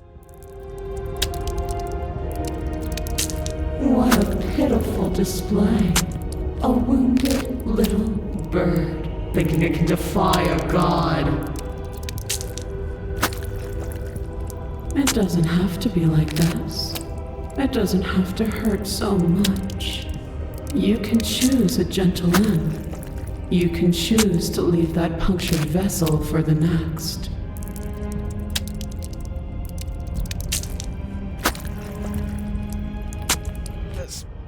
I'm trying to save the princess. Or you can pathetically struggle against yourself until the floor of this temple is painted with the bloody impressions of your futility. You continue to approach the princess, even as the repeated gouges of your blade expose bone and muscle to the open air of the basement. You know, this would be a lot easier if you gave us a hand. My influence only goes so far, and I can only juggle so many things at once. The best I can do right now is to continue to drive you forward. Believe me, this whole ordeal would be so much easier if I didn't have to contend with free will.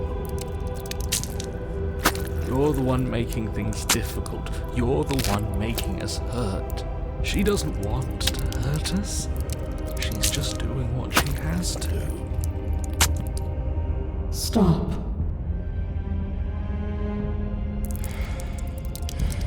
As you finish crossing the room, you fall to your knees at the princess's feet, your chest heaving as your blood pools in the crevices of the stone floor, the coppery taste coating your throat.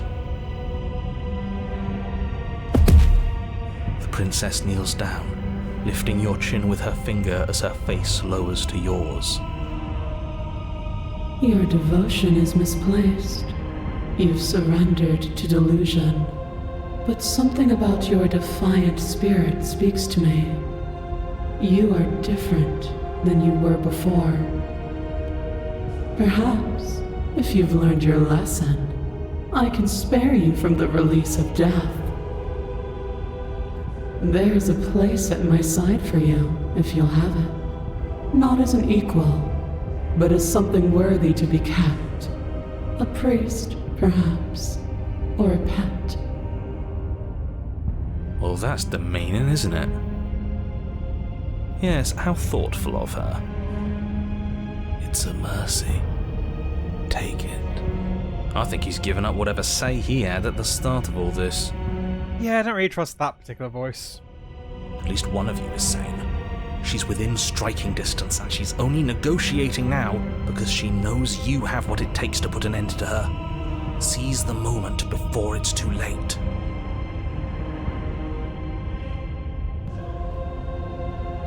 Nope. Slay the princess. No. Yes, though your body trembles, struggling to defend itself in the face of the princess's overwhelming will, you finally manage to break through, darting to her side before she can react.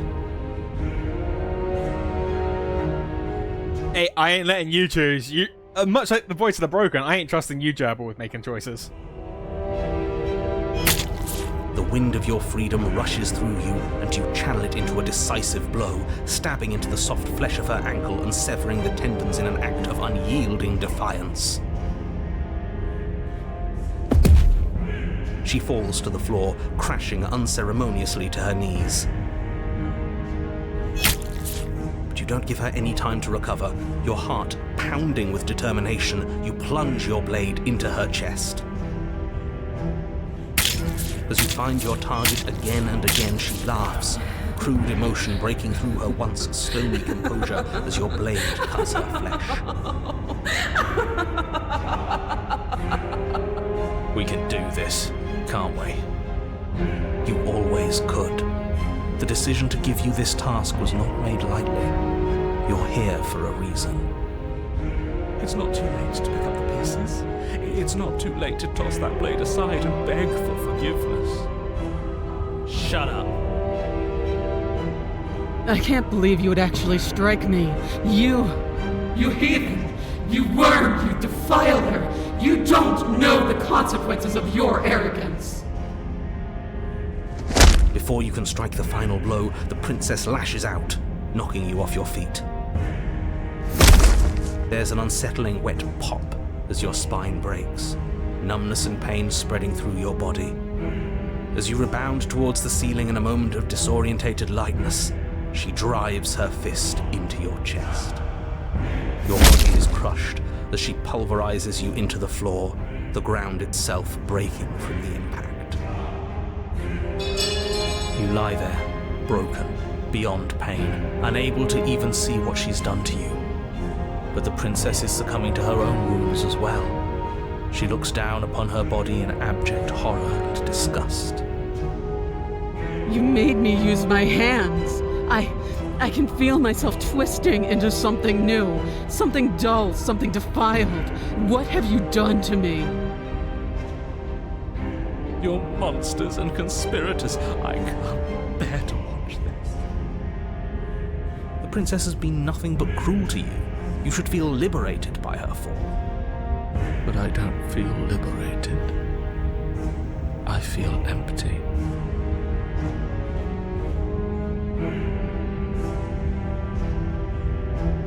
Well, I mean, we don't have a vamp currently on this screen, so I think we can say that maybe we have one wretch count on the Cromana tally.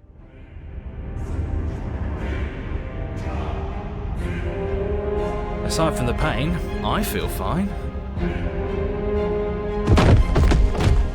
She collapses to the floor. Her glassy eyes watch, unblinking, yet somehow still full of anguish and fear, as the two of you perish together. I suppose we were never going to get a happy ending here, were we? You know what? I think that's a fair payment. You can take the hat. Don't let those be your final thoughts. You saved the world. That's worth something. I guess. Regardless of how you feel about it, it's finally over. Thank you. Everything goes dark, and you die.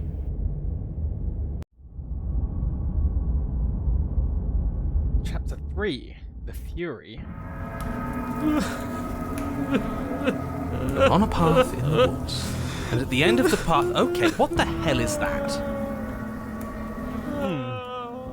I think this is probably one of the more unpleasant ones. I think he's upset. And what's he got to be upset about? We just killed a god. Exactly. True. Broken is truly broken. The most beautiful thing that ever was and ever will be. Can't say I have much sympathy for you. She was bad for us and you almost got us killed. You're being too generous. He did get us killed. Alright, enough chatter. Got a thing I'm supposed to do, and if you don't mind, I'd like to do it without any more interruptions. Okay, great, you're listening. You're on a path in the woods, and at the end of that path is a... If your thing is telling us about the princess, don't waste your breath. We know all about her, and it's hardly a path in the woods at this point, is it? Look, if the world around you is changing, especially all the way out here, then that means you're nearing the point of no return. Whatever happens next, that's it. There won't be any more do-overs. So you'd better take things seriously.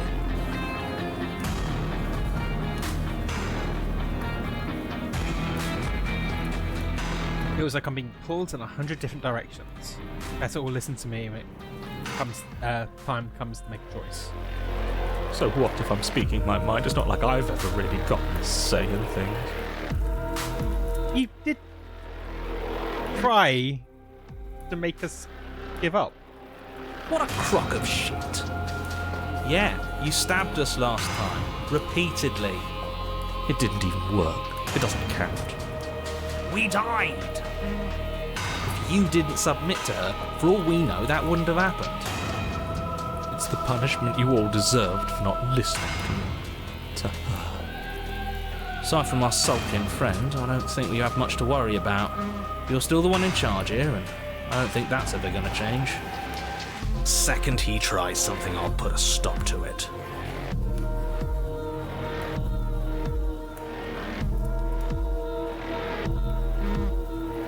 I mean, Hero is pretty snide, but he's also the voice that's been hanging around the most. And he's the one who has probably seen the most. No matter what happens next, it seems like our answers are at the cabin. We might as well see this through. Good, we're all on the same page. It isn't long before you find yourself at the end of the path, staring up at the cabin on the hill. You'll find the princess within, as I'm sure you already know. Exactly, he's seen some stuff. He's had to put some stuff up. That's it? No final words of advice? I'd rather not waste any more time. I'm sure that any advice I'd give at this point is something you've already heard. If there's still a princess at the cabin, maybe we can salvage things. Maybe if we just grovel and apologize, things can go back to how they were before. Oh, cut it out, will you? We need to be tough right now, and you're making it so much harder than it has to be, so stop whining. Proceeds into the cabin. The interior of the cabin is a place that feels long forgotten. There was once an elegance to its construction, carved marble columns holding a high-arched roof, vaulted windows letting in the weak starlight. But that is how it was. Now there is a growth that has overtaken it. A viscous fluid seeps from cracks in the stone walls, and it congeals into chaotic streaks of writhing nerves and wet clumps of living meat. Yeah, it's a lot less cabin and more Slaneshi temple. That's horrible. You did this. The only furniture of note is a pulsating pedestal, a pristine blade perched on its edge. The blade is your implement. You'll need it if you want to do this right. It's that mirror again, and this time it's blocking the door. A mirror? There is no mirror. There's the pedestal, the blade sitting on the pedestal, and the door to the basement. Just tell us where the door is. I'd like to get back to fighting, and if you want us to kill her so bad, I'm sure you feel the same. No more messing around. I don't know what to tell you. There isn't a mirror because I would know if there was a mirror. You're either seeing things or you're confused on the definitions of door and mirror. Or you're seeing things. That seems far more likely.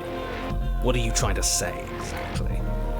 He thinks we've lost it, that we're succumbing to madness, that something in us has broken. That's an unnecessarily melodramatic way to describe a hallucination, but sure. I'm not going to waste time arguing with any of you. It went away after we touched it last time. Let's just do it again. That looks to be Cromana saying to take the blade. I'm assuming that's Cromana saying to take the blade.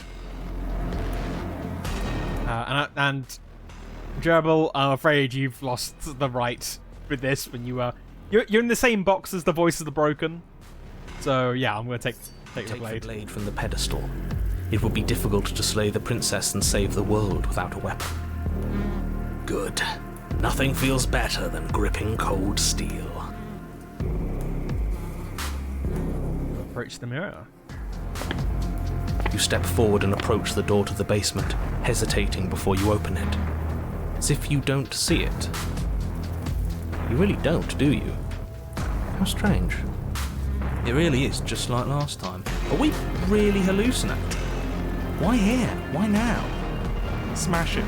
Smash it to pieces. It's the only thing keeping us from her. Don't you want to know what we'll see in there? We won't be able to see anything if we smash it. Nah, I'm with him on this one. Smash it. Let's get violent already.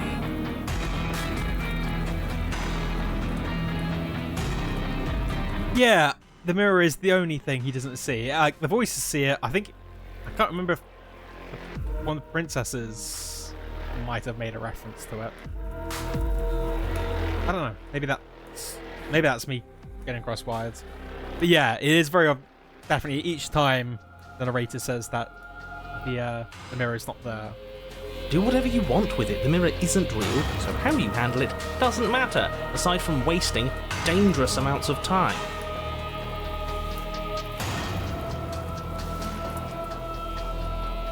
Yeah, let's smash it. You bring your fist crashing down against the door leading to the basement. As if on command, it slowly slides open, scraping against the stone floor, its ancient hinges moaning as it reveals the dim path ahead. Why am I not surprised? You step forward into the darkness. The stairs leading down to the basement are at once both narrow and grandiose. A high-vaulted ceiling stretches up into a gloom beyond your sight, while walls wet with tumorous growths press in uncomfortably at your sides. You feel both unprotected and trapped, at once exposed and claustrophobic. It's definitely like a lizard hand, or well, we've got feathers as well, so it's like some sort of chimera, like chimeric creature, not obviously the chimera. The air is thick, its odour an oppressive violence, the metallic scent of fresh blood twisting with the nauseating embers of charred remains. If the princess lives here, slaying her is probably doing her a favour. Her voice, a bellowing rage, roars up the stairs. Was severing the tendons of my ascension not enough for you? Was it not enough to rend my divine heart?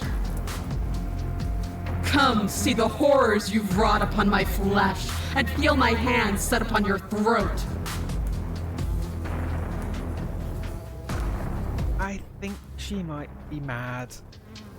See how you've soured my once divine melody. She's so angry with us. Why? Why did you desecrate her? Why couldn't I stop you? You've got to stop thinking about her like that. It isn't doing anyone any good. She's not some untouchable god. She's an abomination. And we're going to put an end to her once and for all. Whatever she is now is our fault. If she's an abomination, then what does that make us? God killers. Obviously. She was going to end the world last time. If I might interject, you didn't make her into an abomination. She's always been what she is. It's why you're here.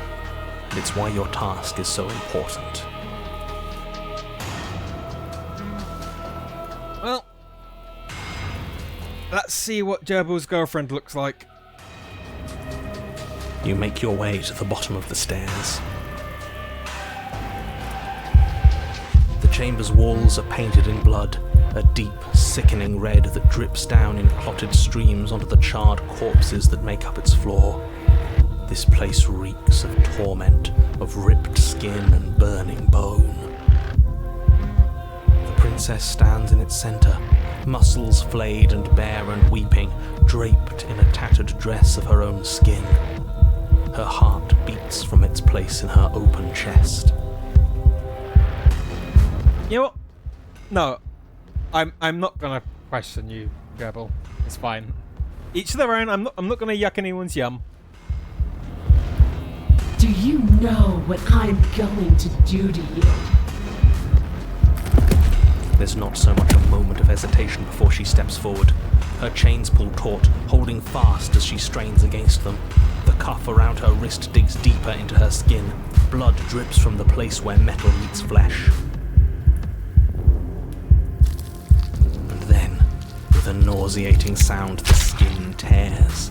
It plops to the ground, and she pulls her red, glistening arm free from her bindings. She is loose, and she is coming for you.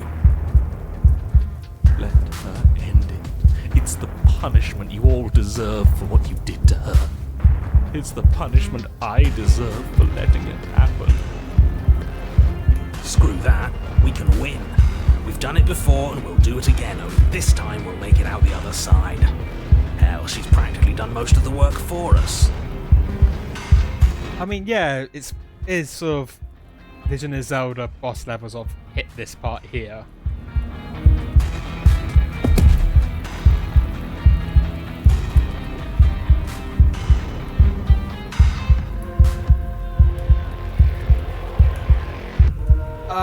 I mean, I know we're probably gonna get kicked across the room, but I kind of want to be a bit snarky. So, giving up on destroying the world, have we? The world hasn't wronged me the way you have. Maybe I'll get around to it eventually, though. Once I've had my fill of you. She bounds across the room, her fists ready, her heart set upon your destruction. With a horrifying squelch, you are unwound. Okay. Next time. No, that's our stuff. She can't just do that. She just did. Unfortunate, I know, but reality is reality. I guess we won't be snarky next time. You should all just be grateful she's decided to keep us alive. Even in her defilement, she is merciful. We're not out for the count just yet.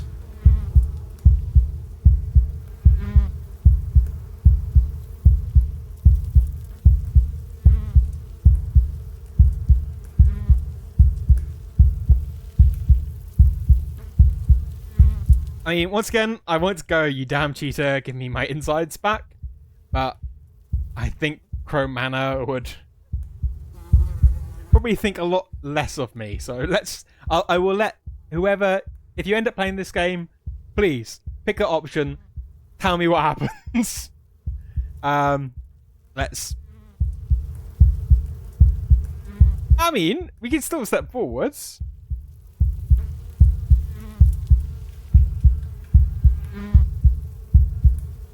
If we're alive, then we're not dead, so... Okay, I have permission from Cromana to be snarky. So you damn cheater, give me my insides back. But the words don't leave your metaphorical mouth. Instead, all that leaves you is a wet and horrible gurgling as tissue vibrates out of place. Our metaphorical mouth. You don't have the means to speak anymore, do you? How tragic. It is tragic, though, isn't it? I'm not satisfied dividing fear and indignation from your eyes alone. A quivering mound of flesh is no companion. She snaps her fingers, and the basic form of a vocal system assembles before you. Now, little bird, what was it you wanted to tell me?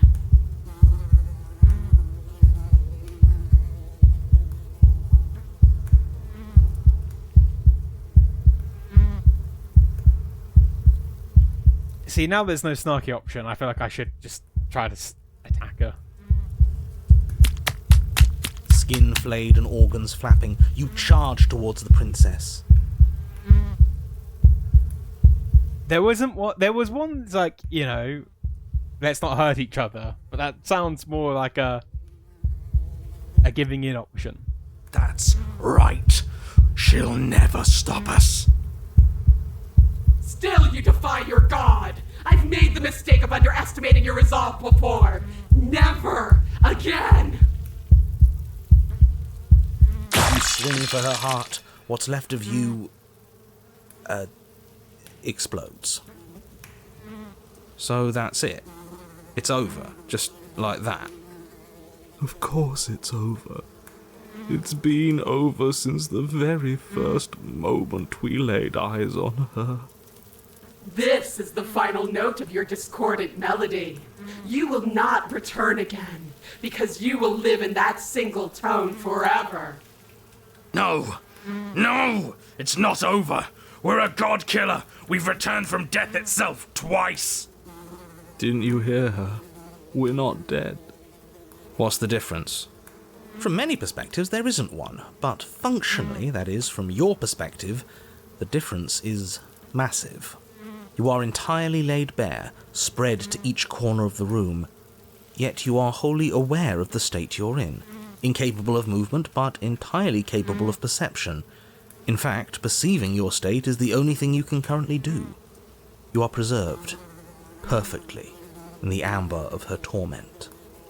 We're more than this. We've lost bodies before. We just have to lose this one and make another.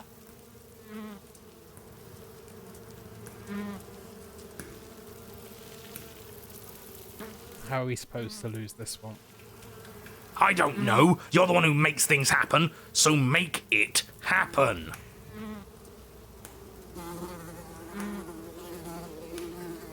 I mean, yeah, okay, yeah, she's gonna get worse. But Who said anything about getting to a new cabin? No, we make something new here. ooh, yeah, true. It won't matter if you do. She'll just pull us apart again. I think this is quite a nice sort of way. If this is our last princess, the fact that we started with we're dying multiple times, but you only succeed once, and then with this last one being, if we die multiple times, you only have to succeed once. And preferably, we make something without him. So yeah, let's shed this vessel for the next. Absolutely not. I refuse to let you just decide to die with your task unfinished. If you die here, the world is doomed. But you do die. Yes, a great release as you lose your grip on what's left of your flesh and blood. And yet you are still here. Your Honor, where the hell are you? Are you already at the Princess? This place is different. Rotten. Death all around us. I want to go back. So you've returned already, and I remain here. Is this our final destination? The Princess tilts her head to look at you, and with a gesture, you are unwound.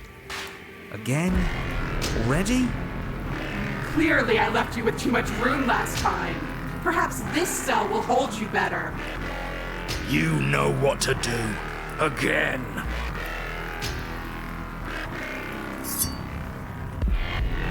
Again you relinquish your body, and again you find yourself here, but somewhere else. Your Honor, she's gorgeous. Absolutely divine. You, guy who describes things, you better start saying what we do this time. And what are you doing? Attacking her, obviously. Right. You charge towards the Princess and... There is no spark in you, only matter devoid of life. you explode. Again. Why is it I really quite like Stubborn and Cheated as the two voices? You let yourself go and you are living once more. You're on a path. We are not on a fucking path. Yay! No idea where we are.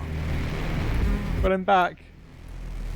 We're in the middle of a fight, so act like it.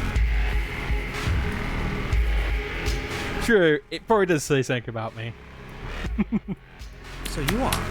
Okay, you dive towards the princess and we're unwound. Yes, her head swivels creakily on her neck, fire in her eyes as your body unravels with blinding pain. No! Again. Again?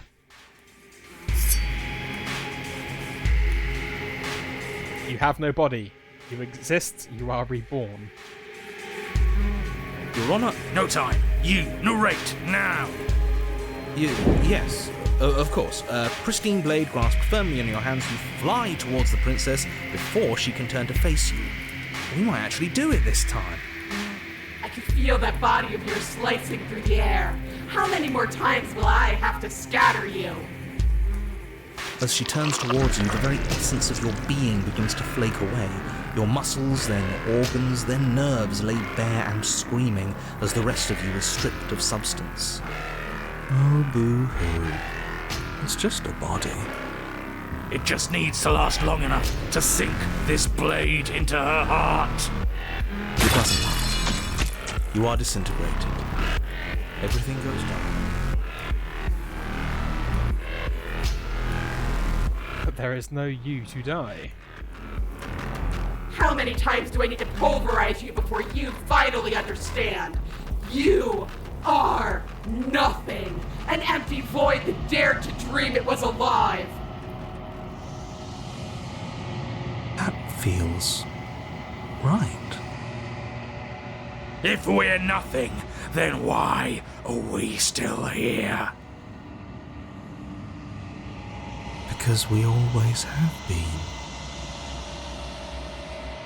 If we're nothing, then how can we do anything? The same way we always have. Being nothing has never stopped us. Now end this. End her. You cannot win if you cannot be. And this. A force races towards the princess's exposed heart. Threads of texture poured from an all-encompassing nothing. How? I've scattered the atoms you clung to and there was nothing there to find. You can't exist. The threads pierce her heart and cradle her spirit.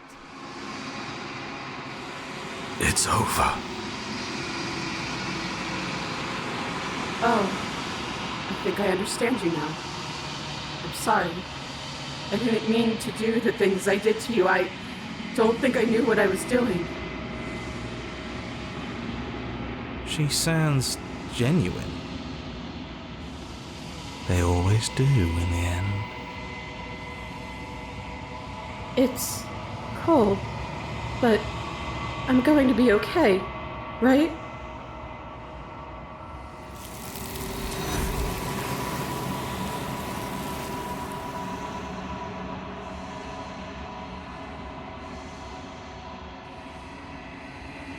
You do not get the chance to respond, nor will you ever.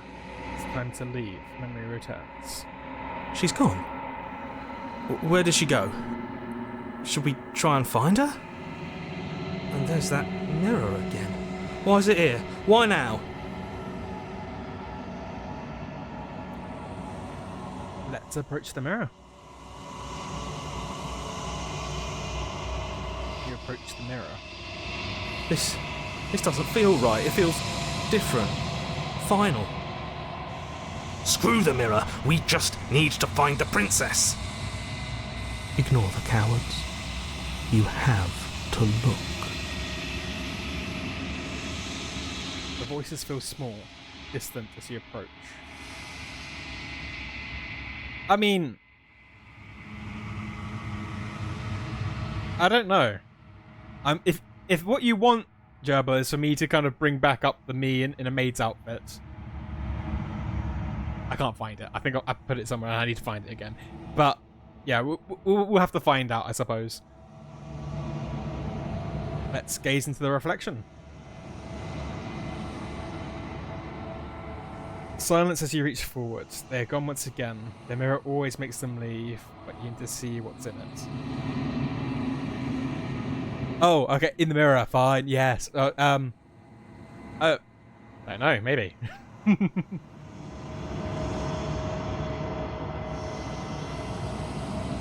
You are nothing at all.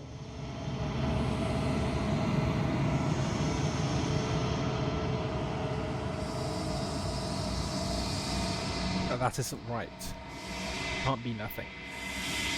You refocus your gaze and then you see it, a figure, faint and veiled in the shadows, just beyond the reflection. Explore. Are you me? I think you know what I am.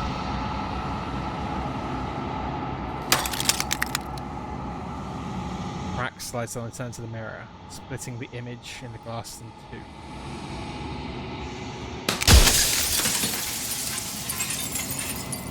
Then another crack forms, and another, and another, and another, turning the mirror into jagged shards of broken glass.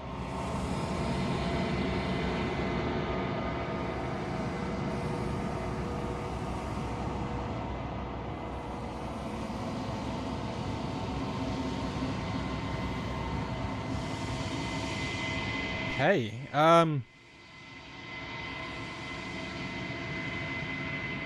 you a part of me, or are you something else? No, I am not a part of you. But that's all a matter of perspective, isn't it? From one vantage point I must seem wholly foreign, but from another, well, all the versions of me that have existed have collectively heard your every thought and driven your every action. If that isn't being part of you, then what is?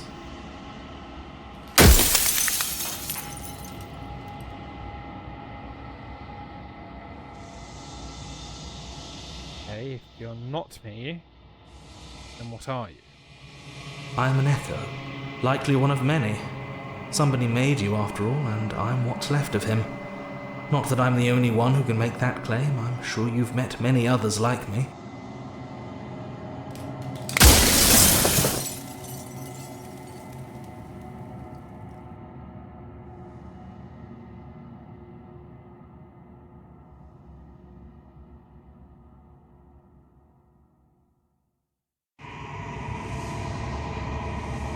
Versions of you. You've said that before, so I really were meeting different yous. You were, and it was by both necessity and design. This construct you're in exists in many places at once. Anytime you failed, anytime you thought yourself dead, it would restart and shunt both your consciousness and hers into another world. But you'll be awake soon, and then it won't be able to work like that anymore.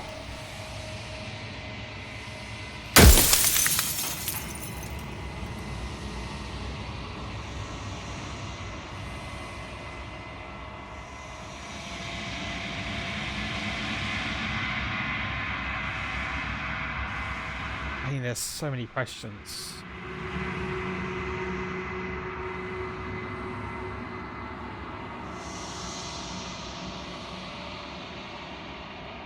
What is my true identity? You're the Long Quiet, the god I made to rid the world of death.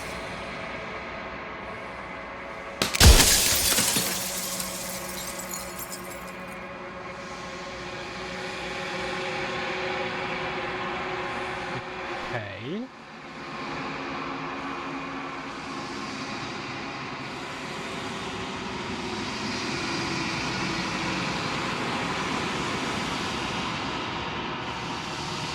What is the princess? Did you make her too? She is the shifting mound, the ebb and flow, the capacity to change.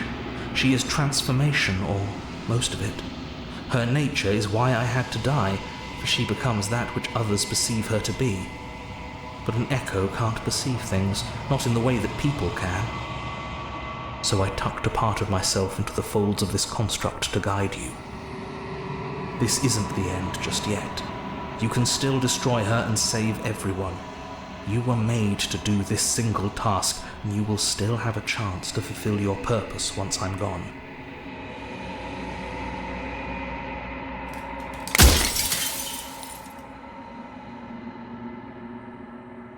And end this cycle of death. I mean, yeah, it kind of looks like that.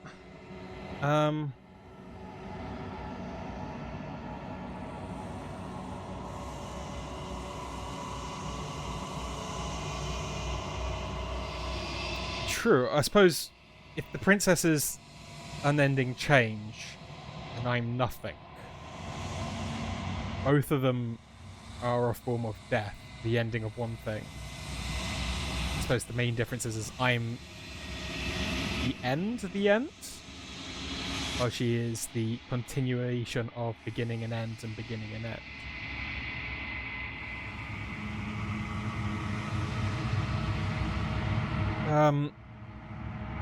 Let's ask directly why it wanted me to slay her. Because among other things, she is death itself. To rid the world of suffering, to save untold trillions from being lost forever to the cosmic wind, she must be destroyed.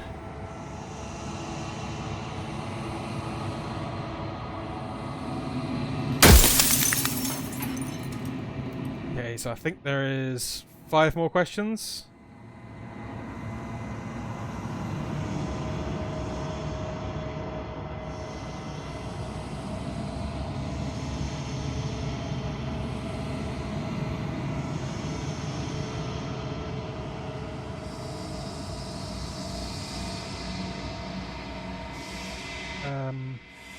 Okay.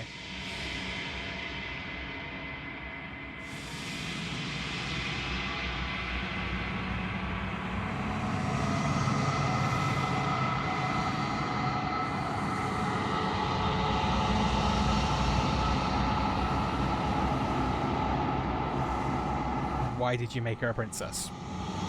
I didn't make her a princess, but I wove the idea of her into something your scattered mind could fathom. You chose for that something to be a princess.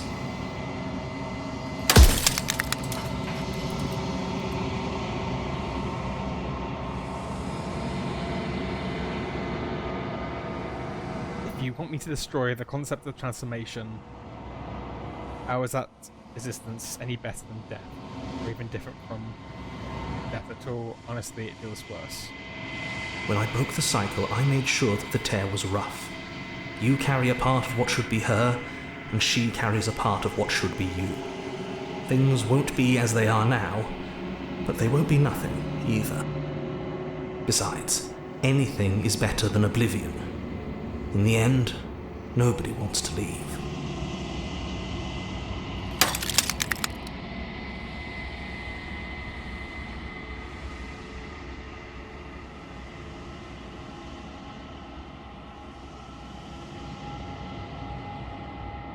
What would it be like to live in a world without her? Light, burdenless, an eternal pattern of forgetfulness leading into the joys of rediscovery. Everyone will be with the ones they love. No more fear, no more howling chaos. Just life, forever. There's a cruel irony to it all. The only way I could share my dream with the world was to never be able to see it for myself.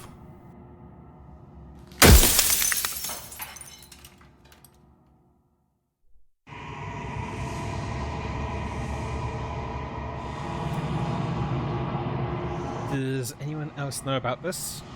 Does anyone else know about us? Of course not. The only way this construct could function was if nobody knew what it was doing. But the bones of the universe are old. It's on the cusp of its dying breath, and the people out there are consumed with thoughts of oblivion.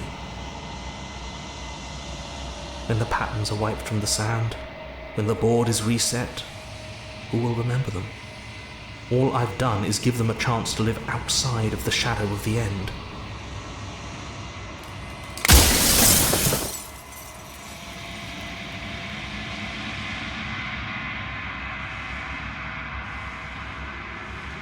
No, I just want to know, like, as far as I know, it was just, if it is just me and her, or at the time, if it was just me and her, then regardless of the actions,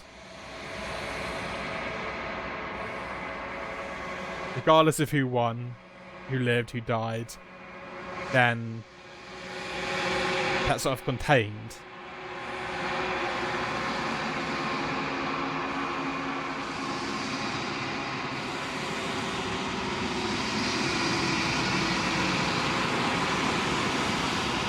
I haven't decided what I'm going to do yet. I still think I still have to see what she thinks about all of this. I've said my piece, and my time is up. It's like I said, I'm just an echo. And echoes always fade away. You know what you have to do.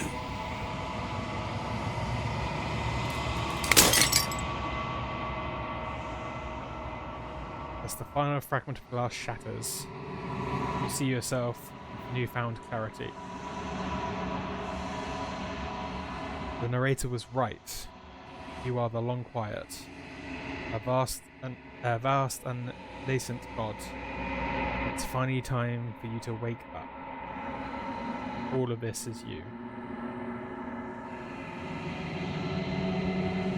Proceed to the cabin one last time.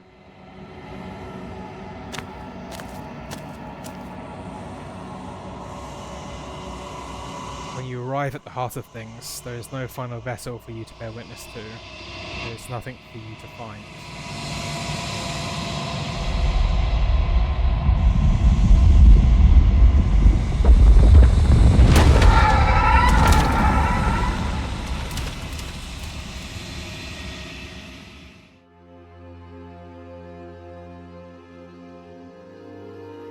I can finally see you.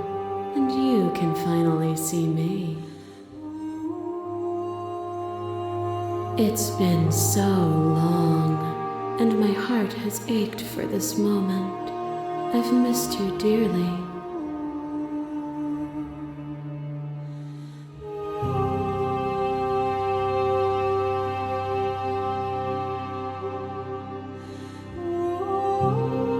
Did you know about the echo?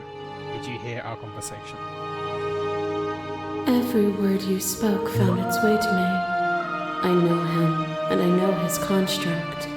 He was deluded by his fear of death. Pay him no mind.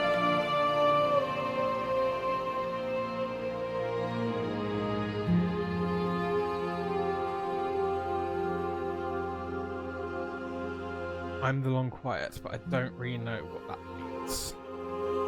Names are their attempts to capture that which cannot be captured. They call me the shifting mound, a pale imitation of what I actually am.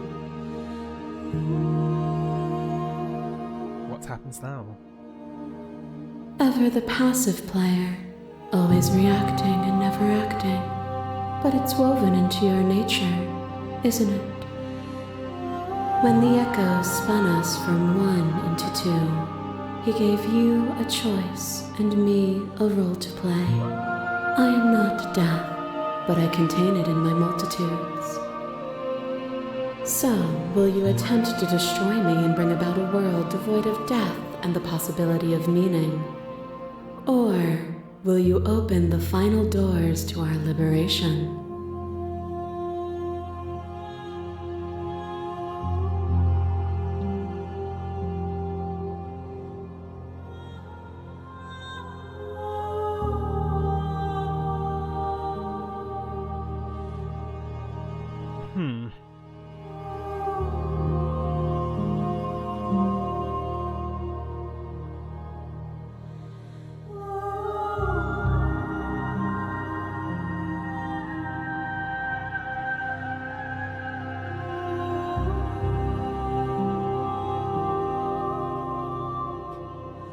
Don't you have a say in all of this? Why is this falling on me?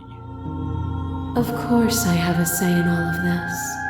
You and I share reflections of each other's burdens, just as you and I share reflections of each other's gifts. If we didn't, the winding paths that brought us here wouldn't have been full of strife and conflict.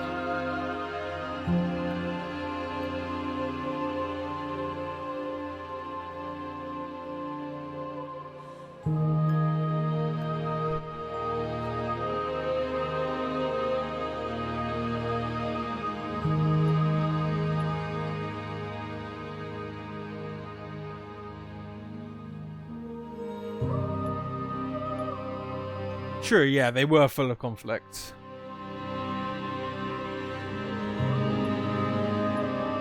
If you were always going to become this, then what was the point of me doing anything? Did it even matter what roads I walked? All of them would have led me to this moment. If you're saying that, it's because you don't yet understand. But we cannot use words alone to grasp at things that words cannot express. And you cannot rationalize with logic that which defies it. Violence and passion are dances that both of us know well. If this is what it takes to enlighten you, then so be it.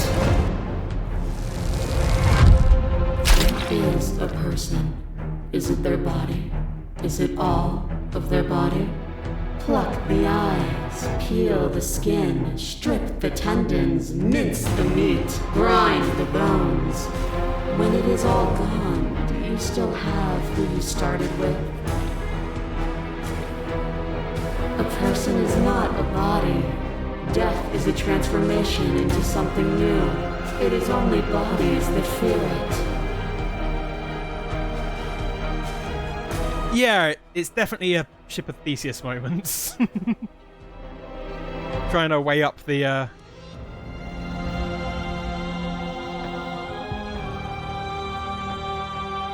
trying to weigh it all up.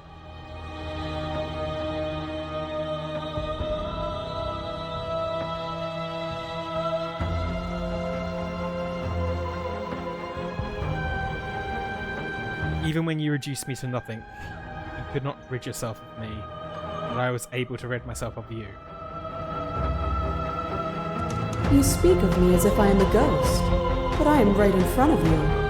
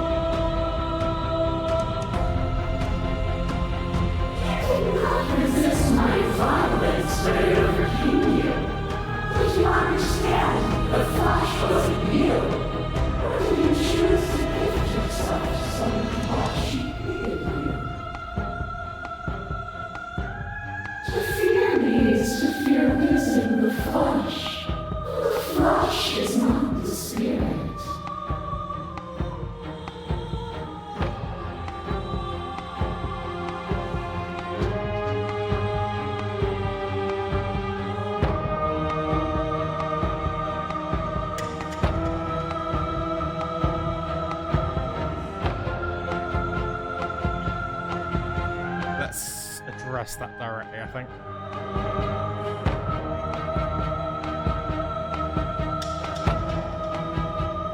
I hoped out of fear. I'm not afraid of you anymore. That's why I resist you now. And yet there is no reason to resist me beyond fear and delusion. If you aren't afraid of me, why would you resist me? Why would you force the rest of the world to resist me too? That cold fire has left your eyes. Are you finally willing to listen?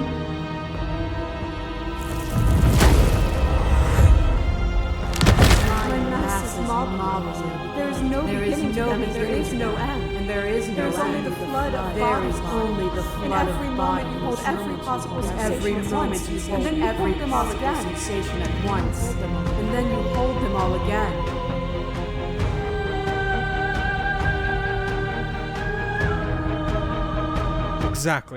Exactly, Grandma. We're resisting not because we fear, but because we don't agree.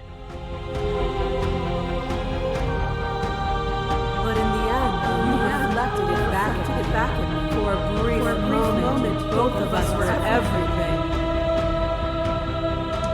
We can be everything again. We can weave a beautiful and endless song.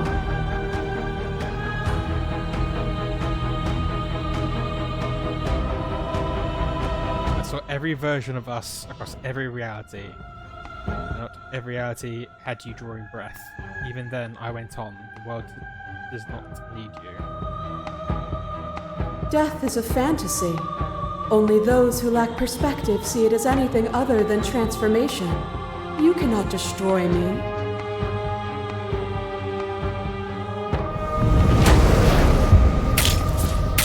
Your letter tried to stake into your body, and another, and another, and another. Do I miss your heart because I can't stand to see it go? But the stakes meant nothing to you. You had a desire, and you set that desire free. You lifting me and me lifting you, forever and ever and ever. Consumed by true belief, there was nothing that could hold us back.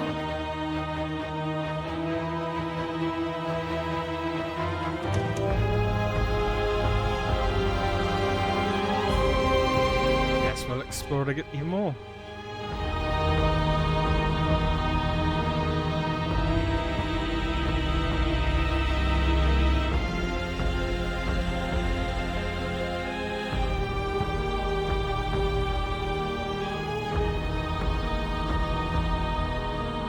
Feeling never left me. Then there's no need for you to fight with me. Whenever you're ready, we can move together, hand in loving hand.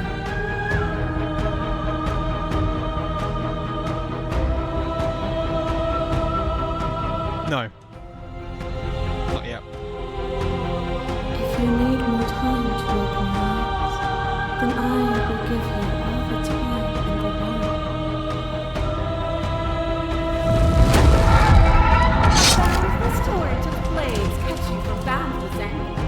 You are a body. You are gory ribbons. You are a body again. And you feel all of it. On it goes until your bodies are not your thoughts, are not you. Alive, dead, then alive and dead, all at once. You learn to put yourself away, and in your stillness you rose above me. You died countless steely deaths, and you lived countless short lives, and yet it is all so far behind you. I pushed you to a greatness you never would have reached without me.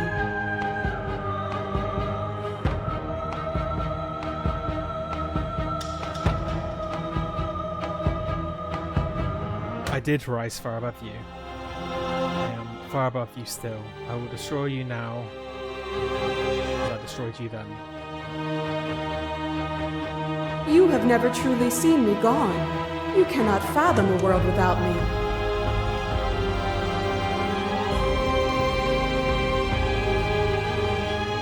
As the clash between you abates, the princess relaxes, smiling from a distance.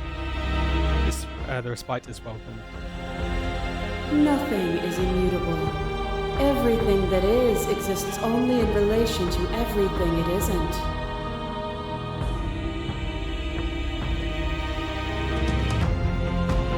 There is no constant. There is no center. Open your eyes and accept what we are. We can leave this prison together.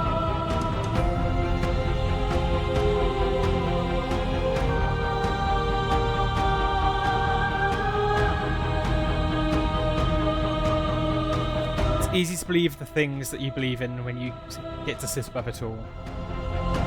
It is from my vantage point that I can see the totality of truth.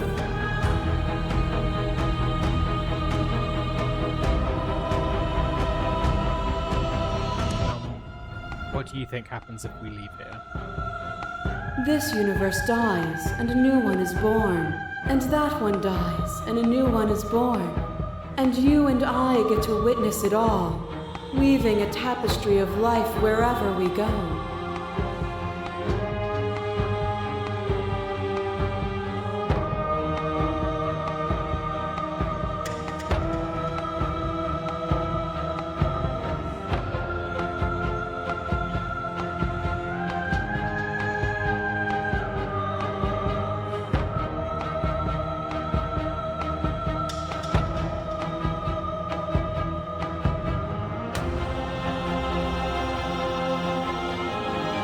Actually, that's a good point. You've done everything you can to make me understand your perspective, but you keep dismissing mine. If you think you can change me, then I must be able to change you. What I offer you is not perspective. It is truth. Whatever you're trying to do right now, you don't have to do it alone.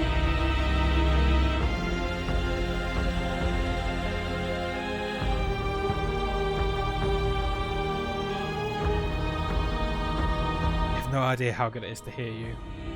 It's good to be here. She's too many things all at once out here. If you want to get through to her, you need some way to get through all of that divine confidence. There's still a piece of me nestled close to where it all began. I can take you there. I can take you to her heart. It's time to resume our dance. She's relentless, isn't she?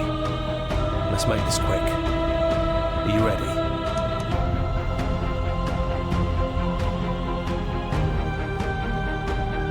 Yeah, I'm ready. Then let's go.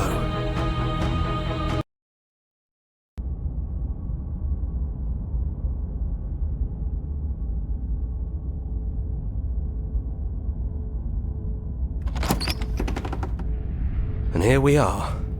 I'd say we were back where it all started, but I guess it's a little after that, isn't it? Do you need me to describe things?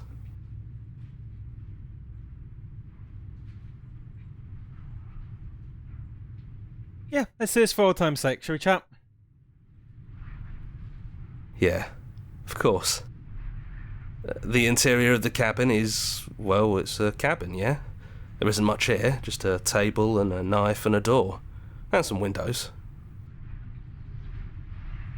With entity princess behind it. There's no mirror, either. I think you broke it. And I know you're still trying to find some middle ground, but if things go south, we're going to need that blade.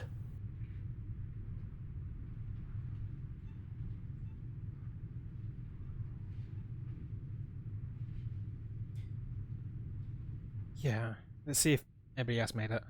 It's just us. I think the rest of them are still out there, jumbled up in the rest of her. Okay, let's take the blade. That's probably for the best. It's always seemed to give us more options than not. Let's enter the basement. The stairs. Do you remember the first time we were here? The first time we heard her voice? Have you figured out what you want to do yet, or are you going to keep trying to find a center that doesn't exist? It sounded just like that. A little sharp, a little menacing. Only she didn't know us. Continue down the stairs. And down we go. We shouldn't keep her waiting. And there you are, knife in hand. It really brings me back. Have you given up on talking? Have you finally decided to kill me? You'll have all of eternity to yourself after this. Why don't we chat a little before I go?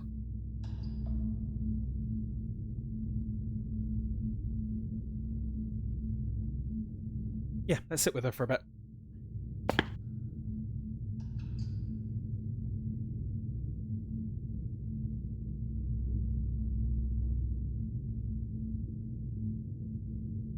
Yeah, are you the same as you are out there? No. I feel like I'm myself again.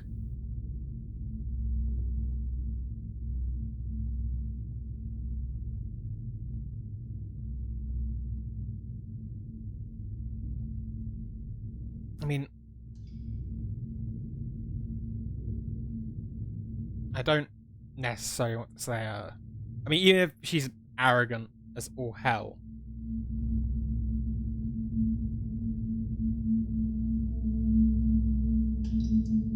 you do need change. You need the concept of transformation to better ourselves up. And all this is more philosophical than I wanted for this. I forgot how philosophical this bit got. Yeah, I don't want to stay, but I don't know what other options there are. Well, I don't want to be at the end of that knife, so how about we figure something out? What if we tried doing this forever? I can do whatever you think I can, right? So, make me put it all back. Make me fix the Echo's construct and make me wipe our memories of everything that's happened. Make me send us back to the beginning, before we woke up. Before either of us saw the truth. I mean, just because they didn't find that, they said they there wasn't that perfect option, doesn't necessarily mean there isn't the perfect option. It just means they don't know it. Can she really do that? Are you sure that's what you want?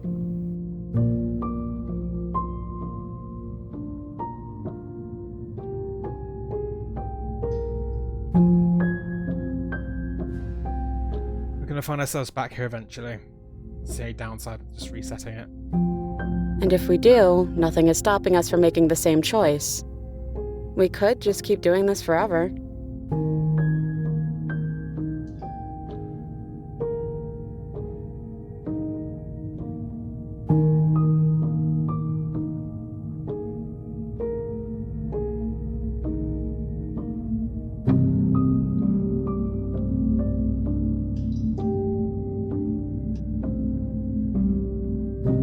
Is there another way?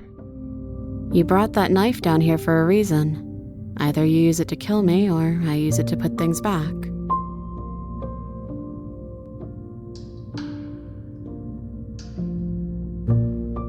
Would resetting it do anything to help them, people out there? If you continue to use this, don't they continue to die and suffer? Yeah, okay, yeah, we'll pick that one. Fixing that is on you, not me. If you want me to help them, you'll have to make me help them.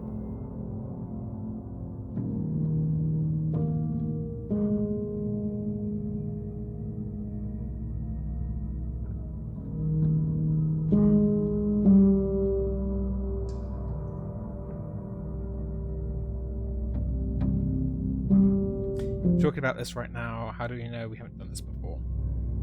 I don't think that's something we'll ever get to know. But odds are we've probably done it before.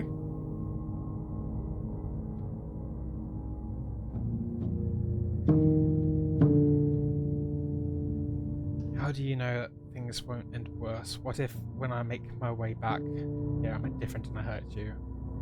What if I kill you? What if I let you bring about the end of everything? Who cares? We've hurt each other plenty, and I still like you. And if you're hesitating, then you must still like me, too.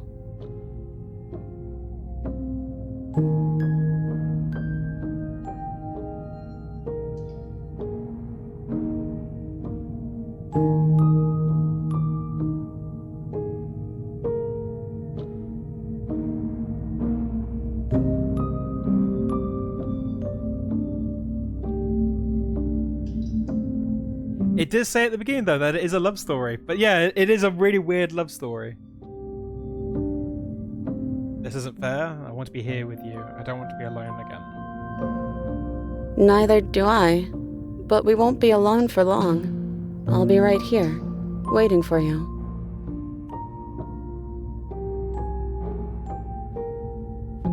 We'd have to decide to do this every single time forever. Eventually, something is going to be different. What if we change our minds? Well, if we change our minds, we change our minds. What matters is that we'll always have a choice. This is just the one we're making now.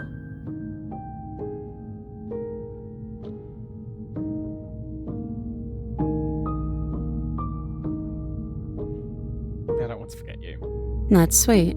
But unless you do, the whole world ends, right? Not like I care, but it seems important to you.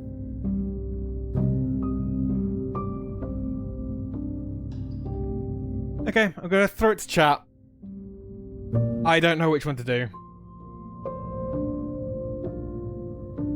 Agree to a plan? Just repeat the cycle endlessly. Or do we slay her?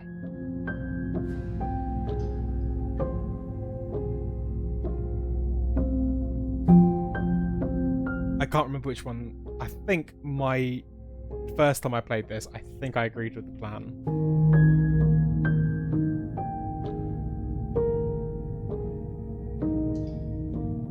Well, I mean, I suppose that is the thing, isn't it? Objectively, I know the one.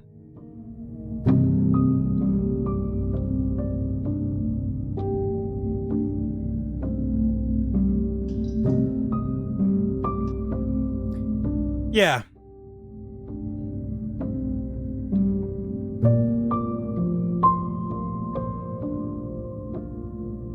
Yeah.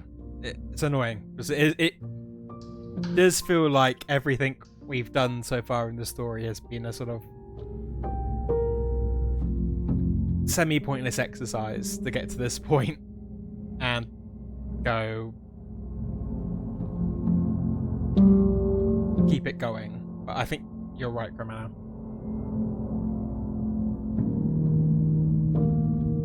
The name of the game is Slay the Princess, but I mean, we have slayed her at least 5-6 times.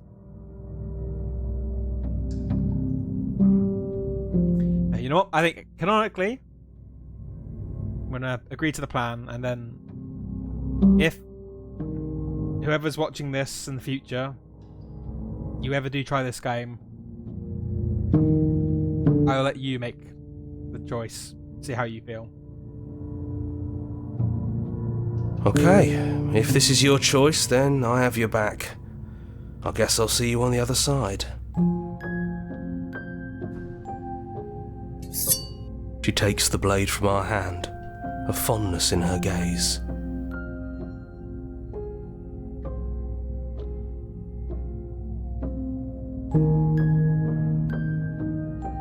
Oh yeah, Jeb was going to do a no mercy run.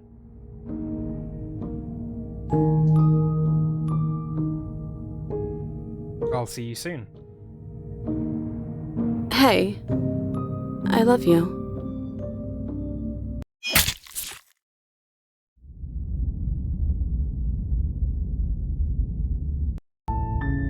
You're on a path in the woods, and at the end of that path is a cabin. And in the basement of that cabin is a princess.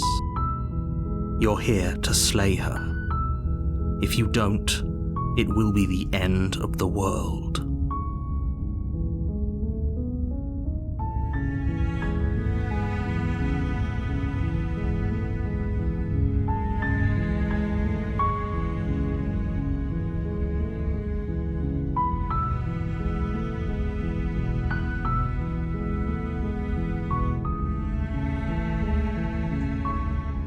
Yeah, and that was this run of Slay the Princess.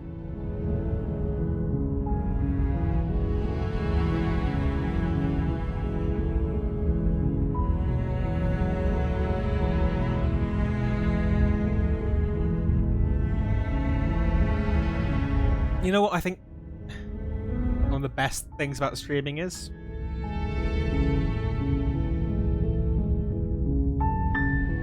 It's rediscovering these old games. Games that I generally loved. Slay the Princess, Barrel Trauma, Stray. Or finding games that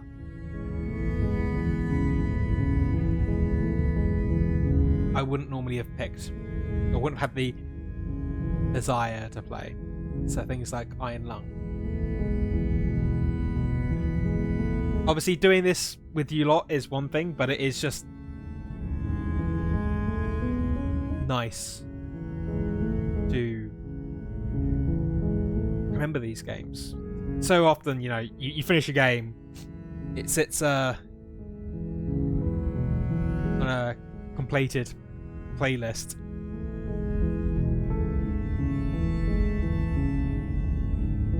And that's it. So the fact that, you know, getting to play this again with the added thing of obviously showing other people and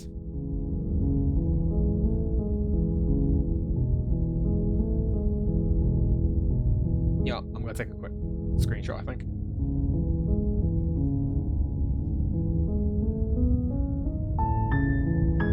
Yeah, so this was Slay the Princess.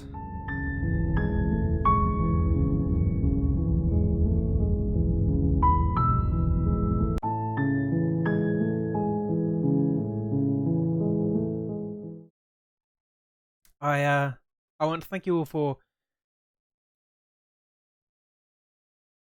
joining me with it. Honestly, just to show you quickly. So, memories. These are all the different princesses we encountered. So there's tons more. If you're not sure, or if you want an excuse, honestly, I think wishlist this game. If not, get it outright. Give it a try. See what you'd pick when you come to time. Oh, I don't think I actually showed you the actual thing. That happens to me. I'm busy. Yeah. There you go. Yeah, this is a list of all the princess. So 7 princesses.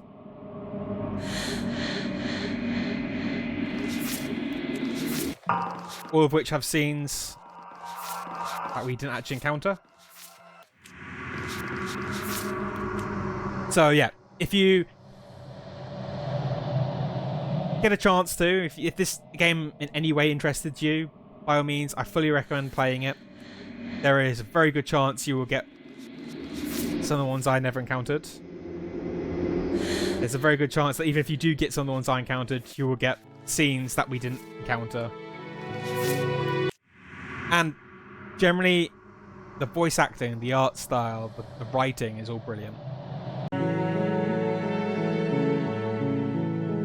But yes, no. Thank you once again for being here. So do this. I suppose I can. There you go. Go back to normal color now. But yeah, no. Thank you very much for joining me in the stream. I'll be back on Sunday with the next leg of our journey in Barrel Trauma, and Monday will be our 20 follower celebration. Get the balloons rising up again. Ta-da! Yes, so as before, I will be streaming the game Scanner Sombra, and that will be at the slightly later time. So Mondays will be at 8 o'clock, not 7. and Fridays will be 7:30, not 6:30. But yeah, no. I'll wrap this up here. So I just want to end again with thank you so much for being here as I play this. Thank you for giving me an excuse to play this, and I will see you when I see you. Bye.